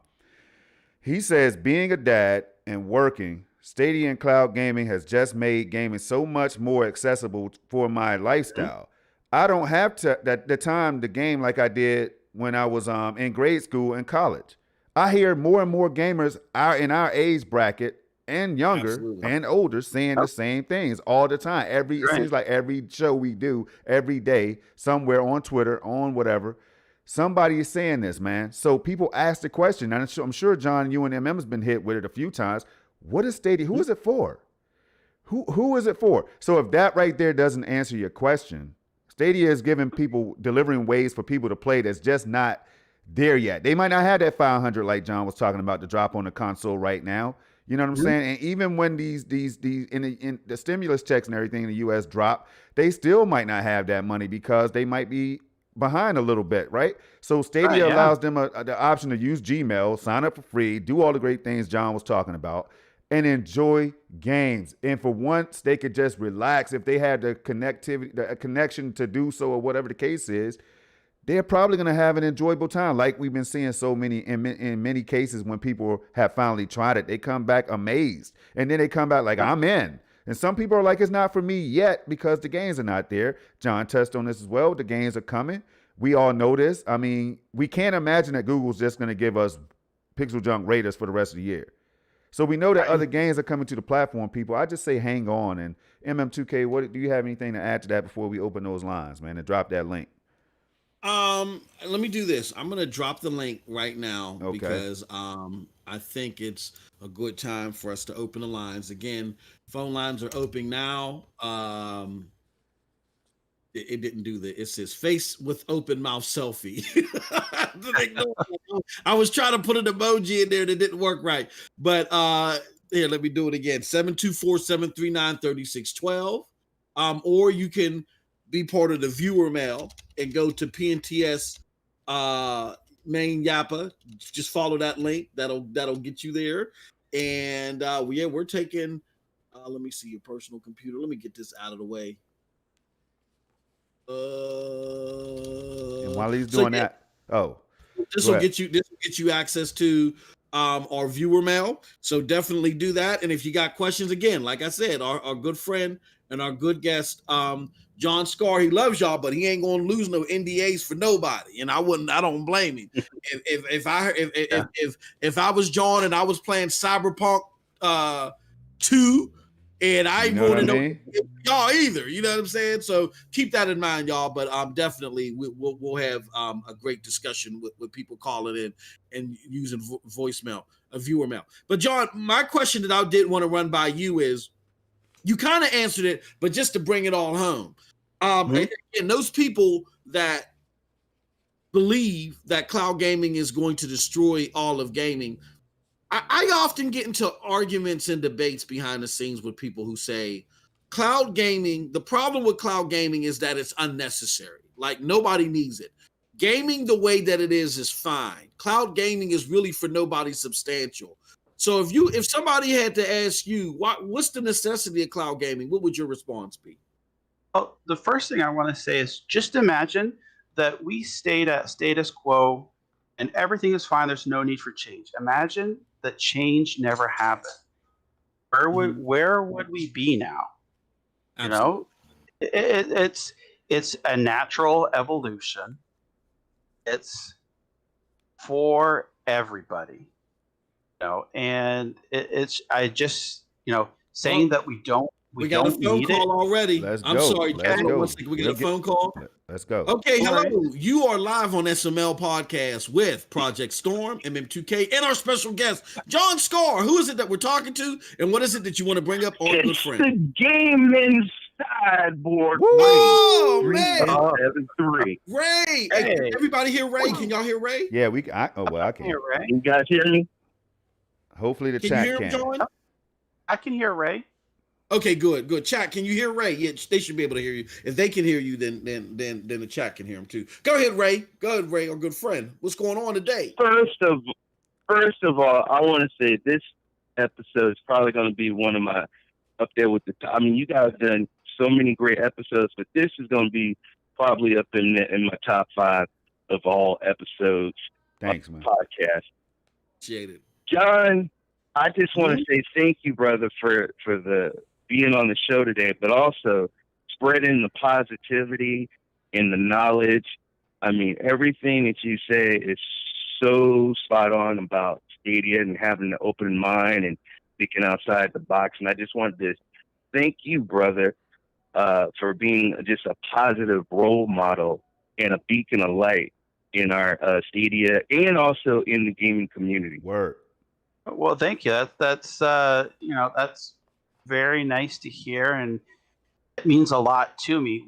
There's so much negativity out there, social media and in the media, and I'm just here to tell you, here's what I think about it. Here's what I found out, and you can make your own decision. It's okay if it's different than me, but just be respectful of each other. That's the main thing. Be respectful of each other's opinion and don't try to put others down or take jabs, passive aggressive, things like that. That really irks me. Thank you for that. And Project Storm, MMTK, you guys know how I feel about you guys in the show. Thank you so much for having Jon. Man, I'm sitting here with my headphones on. My wife is like, go get breakfast. Go get. Leave me alone. I don't want to miss it. She's right now, man. I'm in trouble. I'm already in the doghouse, but you know what? It was all worth it to listen to the show, and also, man, thank you. Also, I got to plug the SBC in. Thank you for joining us because I love sitting down and watching you play Pixel Junk Raiders. Man, you are so smooth and cool and awesome. And I just wanted to put that out there, man. I just wanted to say from the bottom of my heart, thank you for what you do for the community and people. Stadia is not dead. Jon's a proof of it. And Project Storm and MMTK, I love you guys. I appreciate you guys. Now I got to get off because my wife's got a pie rolling pin. She's about to hit me upside my head. So I just wanted to say that, man. I just want to say how much I appreciate you and I love you guys. Take care. Hey, Same here. Thank you so much, Ray. Yep, right back at you. Right. So, Bro. John, you were going to say something. I think you were going to chime in on something that Ray was saying. You can go ahead and if you want to. Oh, well, no, what I was also going to mention too while we're just here chatting is sometimes I hear that some of the people's like, oh, well, the problem with Stadia is that they went with Linux. They should have went with Windows 10. Oh, in fact, the truth is that PlayStation uses their own slice of Linux for gaming. No one ever complains about that, right? Yes. They don't know that. So, they don't know that, John. Go to inform them. They don't know that. And it's just like Linux is not a limiting factor. And if anything, this has just got the developers even more interested in that, right? We got another call, John. I'm sorry. Okay, They love that you're here. Hello, you are live on SML Podcast with Project Storm MM2K and special guest Jon Scarr. Who is it that we're talking to, and what is it that you want to talk about, our good friend? Because I'm a cowboy. Oh, Cowboy in the building. Yo, how you doing, brother? Giddy up. Giddy up. You can't have that rusty can opener, the cyborg, and you can't have me on here. Hey, the cyborg was cool. Great credit. The cyborg was on here and kept it clean, but I'm gonna talk about his mama. But okay. Hey, MM2K, I'm about to run hard with boot up or shut up. Yeah, so it's yours. It's yours, brother. It's yours. That's awesome. Hey, I'm gonna let the people know. MM2K told me to go hard with it. But guys, I want to call in real quick. Just want to also say Jon Scarr is a class act, man. I'm gonna tell you how cool it is. I like the fact that I really didn't know much about Jon Scarr, right? So with the Stadia Community Network, we just say whoever you are, jump in, right? And so one day I was talking to Stadia Source, and I'm on Stadia Source, and they was talking about the upcoming guests, right? And so they was like, yeah, we got this person, that person. I said, Jon Scarr. And I know Avery always brags about his guests. Oh, I got people who are doing this and doing that, right? So I think Jon Scarr said, Jon Scarr, we just got a guy with the Stadia Community Network. I was like, wait, that's the same dude. He was like, what? And like for him, it was like a shock. Like, wait, he's streaming with you guys? And I'm like, oh, okay. So Jon Scarr must be a big deal. Cool. But Jon Scarr, you were pretty cool, man. I've been watching all of your Pixel Raider videos, and I know I've been in the comments complaining that I can't play it because it has no invert yet. But just want to say, man, you've been pretty cool. You've been just a really fresh breath of fresh air with your gaming. You're like so calm and tone. You're playing the games, and earlier they asked you about speaking to the chat. I think you do a great job speaking to the chat when you're streaming. Because I'm there a lot, and you always make sure you catch everybody talking and stuff, and it's pretty cool. You're really engaged. So, and I think that's important too, the engagement with the viewers as well, and that just just creates a sense of like a bond between you and the viewers itself. And like I said, I've had such positive comments from it, and people just keep coming back and spreading the word. And my channel's already growing so fast just in the last 3.5 weeks that I've started it. I'm almost close to 300 subscribers. So it's amazing. You guys were talking about cloud gaming, and I look at it like this. I've always been a tech guy, right? So I probably praised the microwave the most when it came out, right? Like anything that's going to add simplicity. But I think of it like this. I remember when I got super heavy in the church, and I was like, man, I was an atheist for 36 years. Real quick story. And I was like, I feel like I'm late to the party, so I want to read the whole Bible, right? So people always say, like, how are you going to read the Bible? I said, I'm going to read the Bible in 1 year. Now, I started off reading the Bible, but I'm not into reading, but I love writing, right? So I was like, man, how can I really engage with this? So guess what? I listened to the Bible through audio, right? Audio books. And I listened to it, I would listen to it on the way to work, on the way home, while I'm driving. And I got through it. I made my goal in a year. But if people was like, oh, audio, why would you have books on audio? So I just think of how technology advances, and extra stuff like cloud gaming, it helps. Like I'm a person that travel a lot. My wife and I go on a lot of vacations, and she doesn't want me to bring the whole big system. Why are you bringing your PlayStation? Well, now cloud gaming, I bring a controller, a PlayStation controller, and I bring a cell phone, and that's it. It's amazing. Yep, amazing. Absolutely.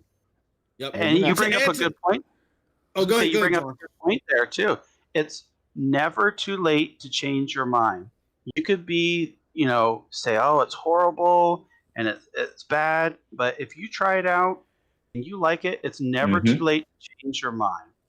But you don't have to be set in your ways and just saying, it's bad and stuff like that. If you try it, you like it, and you're willing to open your mind up, you change your mind, it's fine. Yeah, it's good. Absolutely.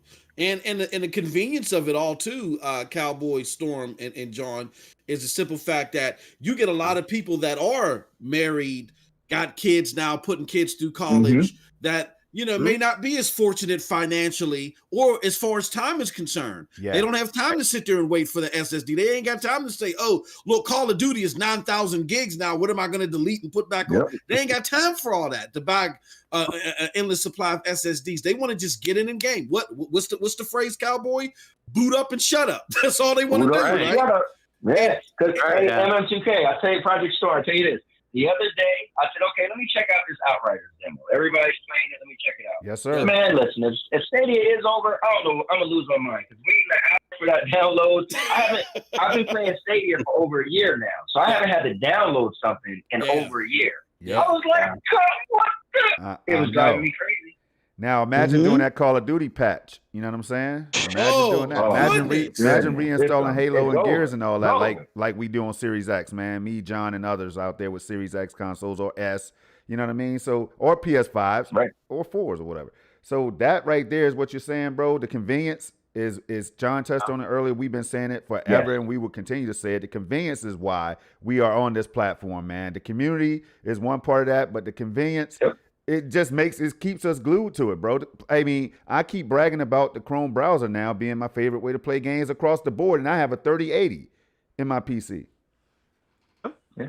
Listen, I got a 70-inch 4K TV in my living room, and I still play on my laptop. I just love. I do when all my stuff. When you guys see me, I'm in the corner of my room on my laptop. I refuse to go to the living room with that big TV because the convenience of being on my laptop, how smooth it is. I could get up and sit. Last night, I was playing in the bed just with my laptop on my lap as I'm sitting there watching TV with my wife. Like, you can't see it, man.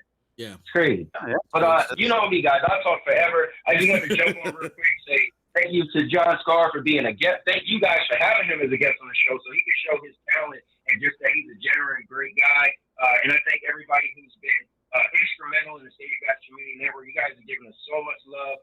Project Storm, thank you so much for trying to get in. I know we were in school when you tried to get in. I appreciate it. MS2K, thank you for every great thing you ever said. And I'm using that boot up or shut up. Boot up or shut up. It's yours, brother. Well, y'all heard it straight from the Cowboy. Man. Y'all heard it straight from the Cowboy himself, man. Appreciate it. Yo, sub to the channel. Go over there and check them out, man. You know what I'm saying? The boys do good things over there, y'all. Absolutely. Here's the have deal. Have a good one, brother. Yeah, have a good one. All right, guys, later. No problem, bro. See ya.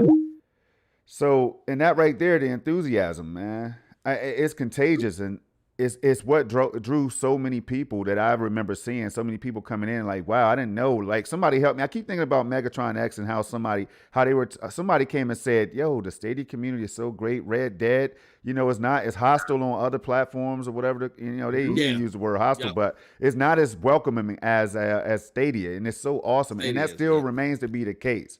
So man, I just love it all, y'all. Absolutely. Now, great community. Yeah. So go ahead. No. John was commenting about who Stadia could be for, and we were talking about that with Cowboy too. And again, call in 724-739-3612 before we go off air. But yeah, so I personally know somebody, John, that. Mm-hmm. The guy, I knew he made more money than I do. I was in. Okay, let me back up a little bit so this makes a little bit of sense. Before I had to work from home, and I was in town working in the office. There was a good friend of mine. We'll call him D. Good friend of mine. He had a couple of girls he was putting in through college. Mm-hmm. And he would always hear me coming in talking to some other guys about gaming. I was unapologetically a big time gamer, right? Especially in the 360 era. So he would hear me talking about gaming, and I wonder why he always loomed around, because I'd be like, D, what system you got? And he's like, oh, I ain't got no systems. I don't game. And I'm like, oh, okay. But he would always like be there, like when I'm having these conversations about Rainbow Six Vegas and all this other stuff, right? So one day he comes to me, and we're both working late, and he just sits down behind me and he says, bro, I wish I could game like you, man. You know, I'm putting the girls through college. We're doing all this commuting because he lived in a different state. He actually lived in Ohio, and he had to travel to Pennsylvania to work. And he said, man, it's financially, it's just rough. And I felt, and you know, he's like, man, I've been watching. This is when Fallout 4 first came out. He said, I was watching Fallout 4. I love to play that, man. I just can't do it right now. And I felt so bad. I had all these systems at home. All my kids, they were spoiled. You know, they had all these PlayStation 3, 360. So I went and grabbed some 360s, 2 of them. And I brought them to work, and I gave them to him. And I gave him, I had Fallout 4. I didn't even get a chance to finish it. I gave him my copy of Fallout 4 and like 8 other games. And I said, here, D, here, this is for you. Enjoy it, man. He was so happy. Now, I didn't tell that story for me to as a tearjerker and to get everybody excited about me. I was telling that story because imagine if Stadia was out back then. You know what I'm saying? Yeah. Imagine if D didn't have to buy a console. If all D had to do was go on the laptop that he already had, that he was using for work, boot up Chrome, and play it right then and there. So when people ask you, John, who's cloud gaming for? Is it even necessary? But yet we got stories out there like that. What does that make you think about people's perception about cloud gaming? Just they don't have any idea about it. That's if you're asking who it's for everybody. Yeah. And you know, it's small, tall, rich, poor, whatever. It doesn't matter. It's for everybody. And that's why I say the more games, the better. You don't necessarily like a particular game, that's fine. But the more games you can get in the cloud, more appeal that it will have.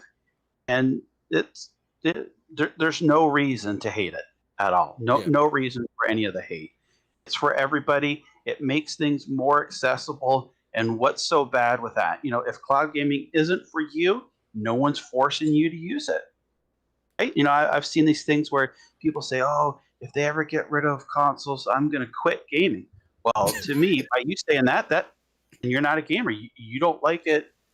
You don't like playing games. You're there just for brand X or brand Y. You know, I've said it and I say it again. It's all about games. So, hey, I definitely saying that you're going to quit if it ever goes to all digital or just streaming is just pure nonsense. It really is, man. And I know we're at the closing phase of the show, y'all. So listen, John, I mentioned 2 games early on, and one was Hellpoint, which I think was very awesome. I'm a big Souls fan and all that stuff, right? Mm-hmm. So the other game that I have in mind is one you were streaming late last night. Probably too late, John. You should have hopped in bed a little earlier, in my opinion, man. I don't know. Yeah. Hey, check it out. So those 2 games alone, that just if you could touch on those, your experiences playing both of those games for the people, man, because I did mention them early. So Hellpoint is just like you said, it's kind of like a Bloodborne, Dark Souls type, where you're this you play as this humanoid there, and you're up in like a space station, and there's all these monsters and stuff, and obviously something has gone wrong. So you're there trying to figure out what's going on, and I know one particular moment we were talking about in the pre-show. I'm going around there, and I see a bunch of these different monsters and stuff, and then there's this huge guy that comes in, and I was just like, whoa! And I'm standing up above, and he actually is looking up at me, and I was like, oh snap! I hope he doesn't come up and try and get me. Sure enough, he did. He came around the corner and started chasing me, and I was like, shivering in my boots here, running and trying to get away from him, and it was such a fun experience, and to share that with my viewers as well. Oh yeah. It's just great. Yeah, I just love it. And last night I was playing Saints Row the Third Remastered. It just came out yesterday, and that's another great experience. And I'm so impressed on how well it runs. And one scene in particular where I'm in the car and I've got the rocket launcher and just blowing everything up, trying to get away from it. It was so smooth. And, I've never seen anything like it, John. I'm talking about, I've seen a lot of games like Just Cause and everything where you're just blowing stuff up on a regular basis. But the way this was running, I was like, is this Stadia? How is this Stadia? I remember MM telling me something about how you can optimize the game, and he can share a little bit about that. But look, that game looked beautiful on Stadia. Smooth, and I thought it was a new IP at first, man. I was like, wait a minute, what is this? So it was dope, man. It's fun. It's like an over-the-top experience, similar kind of to if you've never played that series, it's kind of similar to Grand Theft Auto, but just a lot more wacky and fun. And it's got a mature rating, so there are some themes in it there that if you've got young ones around, you really don't want to be playing that game around them. But, absolutely. It's fun though. I had such a fun time last night with it. MM? Yes, sir. Anything you want to No. I will say, to the point, if you want to optimize, because John wasn't even aware of this, but see, and it depends. Sometimes some people will get, it's kind of like with Cyberpunk. I remember shout out to Generation Stadia. Remember me and Generation was like, oh man, we're getting cloudy textures, and everybody was like, we don't know what the hell y'all talking about. It's fine for us. So that'll happen every now and again. When I first booted up Saints Row the Third, and shameless plug on Stadia Dosage, my first look. You'll see that video next week. For the members, make sure you join. Shameless plug. But when I was first playing, I was like, oh man, this looks real blurry. Like, oh, what's going? This is a remaster. And then something was like, dude, silly dude, go check the visuals, go check the settings. And I went and checked the display settings. And what I did is I turned off film grain, I turned off motion blur, and I cranked the sharpness up. The sharpness is by default at 0. I cranked it up to 100, but you don't got to put it at 100, like at 80 or more. When you do that, and I put my brightness up to 80, oh my God, that game, wow. I wanted to kiss the damn screen. It looked so good. Yeah, hell of a game. Hell of a look, and I know it's $40. I know some people cringed at that, but to me, it's Saints Row the Third was a hell of a game, even against today's standard, and I think it's well worth it. Well, but the people saying that the price, that's the price.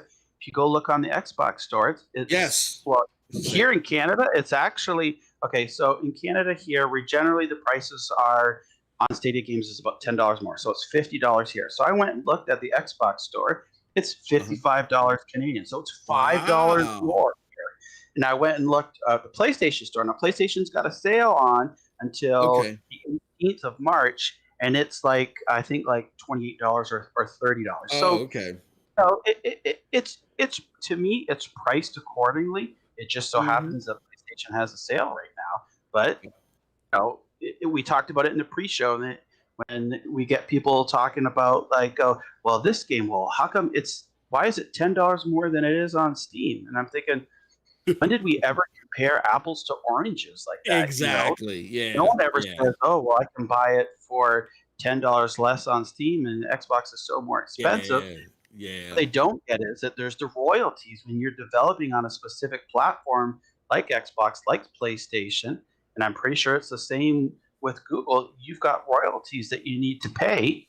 So that's why games are more expensive on there. Absolutely, man. So, but anyway, I think that makes sense, man.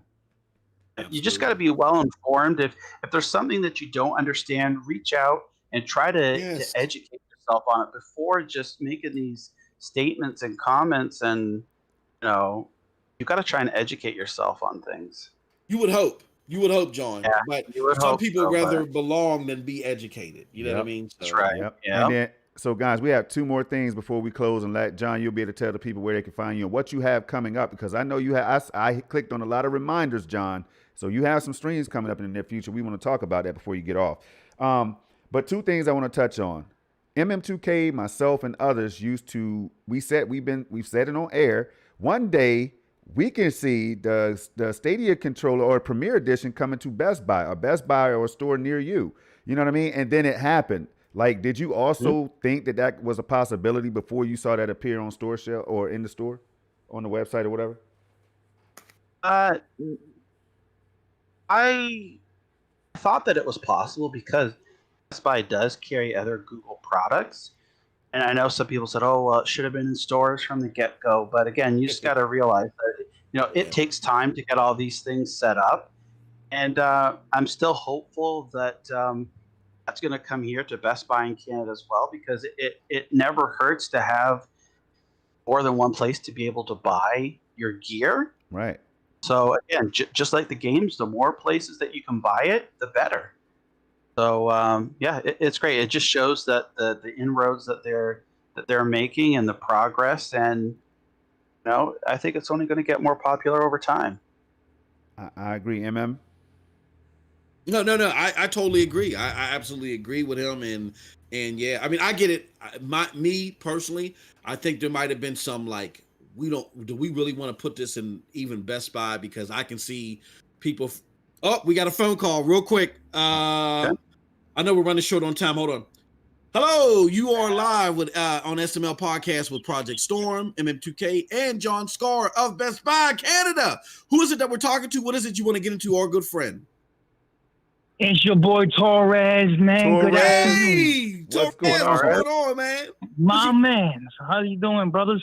Good, man. Hey, pretty good. We got the infamous Jon Scarr, man. What are your thoughts, man, on everything that we talked about today, man? Yeah, it's been fantastic, brother, man. I don't even know what to say. All I know is I love you guys, man. You guys are doing a great job, and appreciate it. There's nothing else for me to say. Just smoke on my little smoky here and drink my beer. That's it. I hear that. Yeah. But anyway, but I do want to say this, that it is gonna take time for cloud gamers and people to understand cloud, man. Just way too many articles and way too much. I don't even know. Too much bickering and crime. But again, I believe that it's gonna, over time, it's gonna be all right. Yeah, that's all I gotta say about that. You know what I'm saying? But yep, absolutely. Everybody has their opinions, But Chris, a lot of the stuff that you've been saying has been spot on. You know what I'm saying? And you put me in the mind more of how Jon Scarr looks at it. Like, you would often call in and say, "Oh, whoa, guys, what are we doing all this cloud gaming wars or campaign wars? It's all silly and stupid, right?" And I think you're spot on with that. So do I. Absolutely. It's that people gotta get used to it. Yeah, that's all it is. People gotta get used to it. I'm used to PlayStation 4. I had PlayStation 3. Mm-hmm. I was never an Xbox dude, but I was a PlayStation dude, very heavy. Gotcha. And for me, like I said, I mentioned this in the past. Again, running a business, 4 girls, wife. Yes. Really have a hard time to sit there and wait for 45-minute uploads or downloads. It's just a click and play, and I gotta go. Absolutely. Right? There's a certain time where we can play, a certain time we could chop it up, and it's very limited. And not everybody. People can sit down and play all day, but I gotta make money, man. You know what I'm saying? Everybody's different. So that's for those folks. That's what it is. It's a niche for those people who are busy. That's what it really is. Absolutely. Totally agree with you. Hey, Chris, thank you so much for calling in, brother. I know you gotta go. Yeah, but no, definitely. You know, we always got an open door. Always call in, man. Great supporter of the platform, Chris. And thank you for sharing your thoughts, man. Love you, brother. Definitely, brother. All right. Love you guys, man. Doing a great job. Same here, man.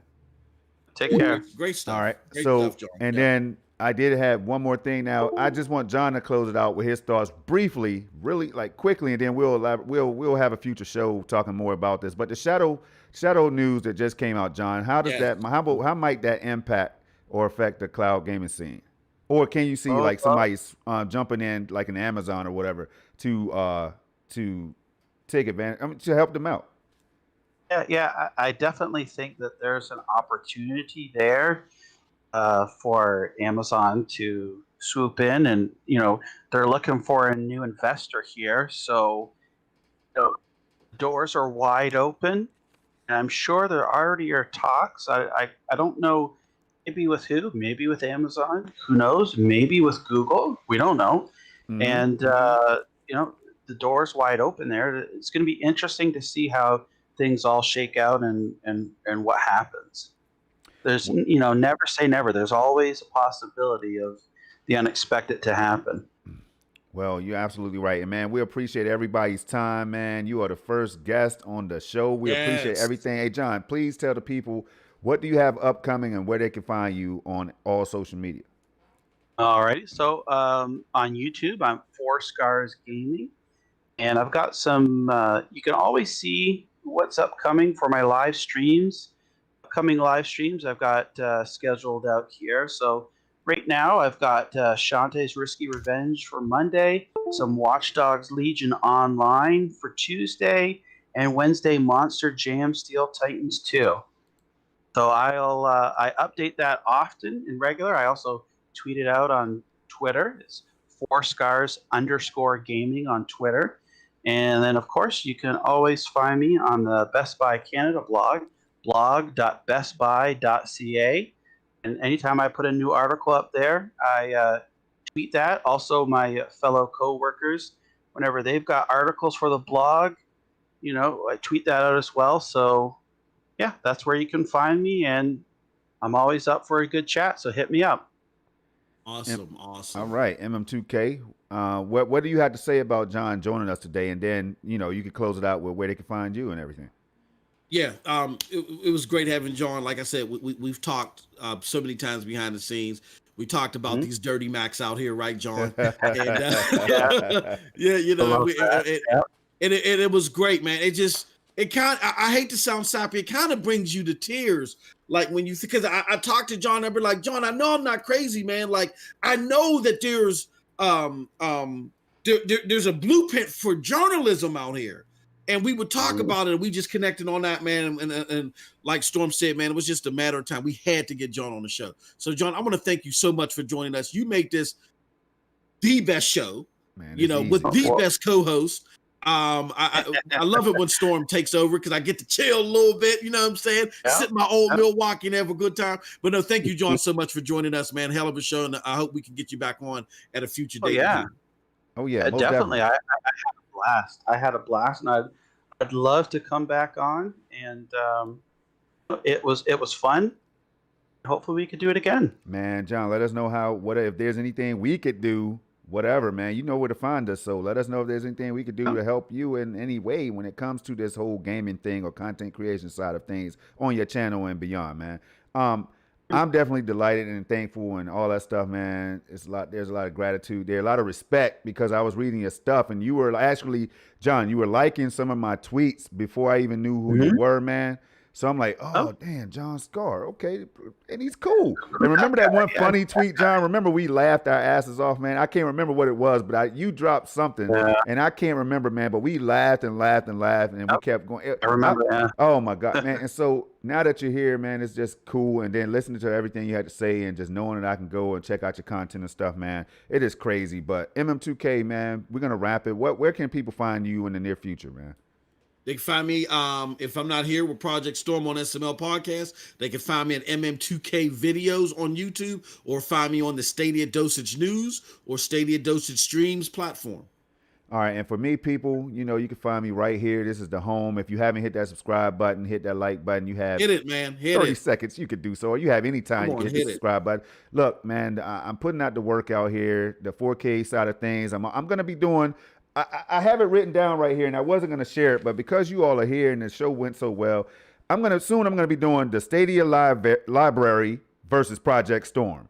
And I'm trying in that stream, I'm going to be seeing if I can go through every game on Stadia, because people say that Stadia has no games. They still say that. So I'm going to look out for that real soon, y'all. And also find me on Twitter at the Nephophiliac. Jon, man, I know you're on our same time zone and everything, man. Get you some lunch, get you a drink, relax, chill, play some games. Man, we appreciate you, man. I look forward to seeing you in the near future, man. Have a good one, y'all. Yeah, thanks so much for having me on. All right. And with that said, we're going to go ahead and close it out, y'all.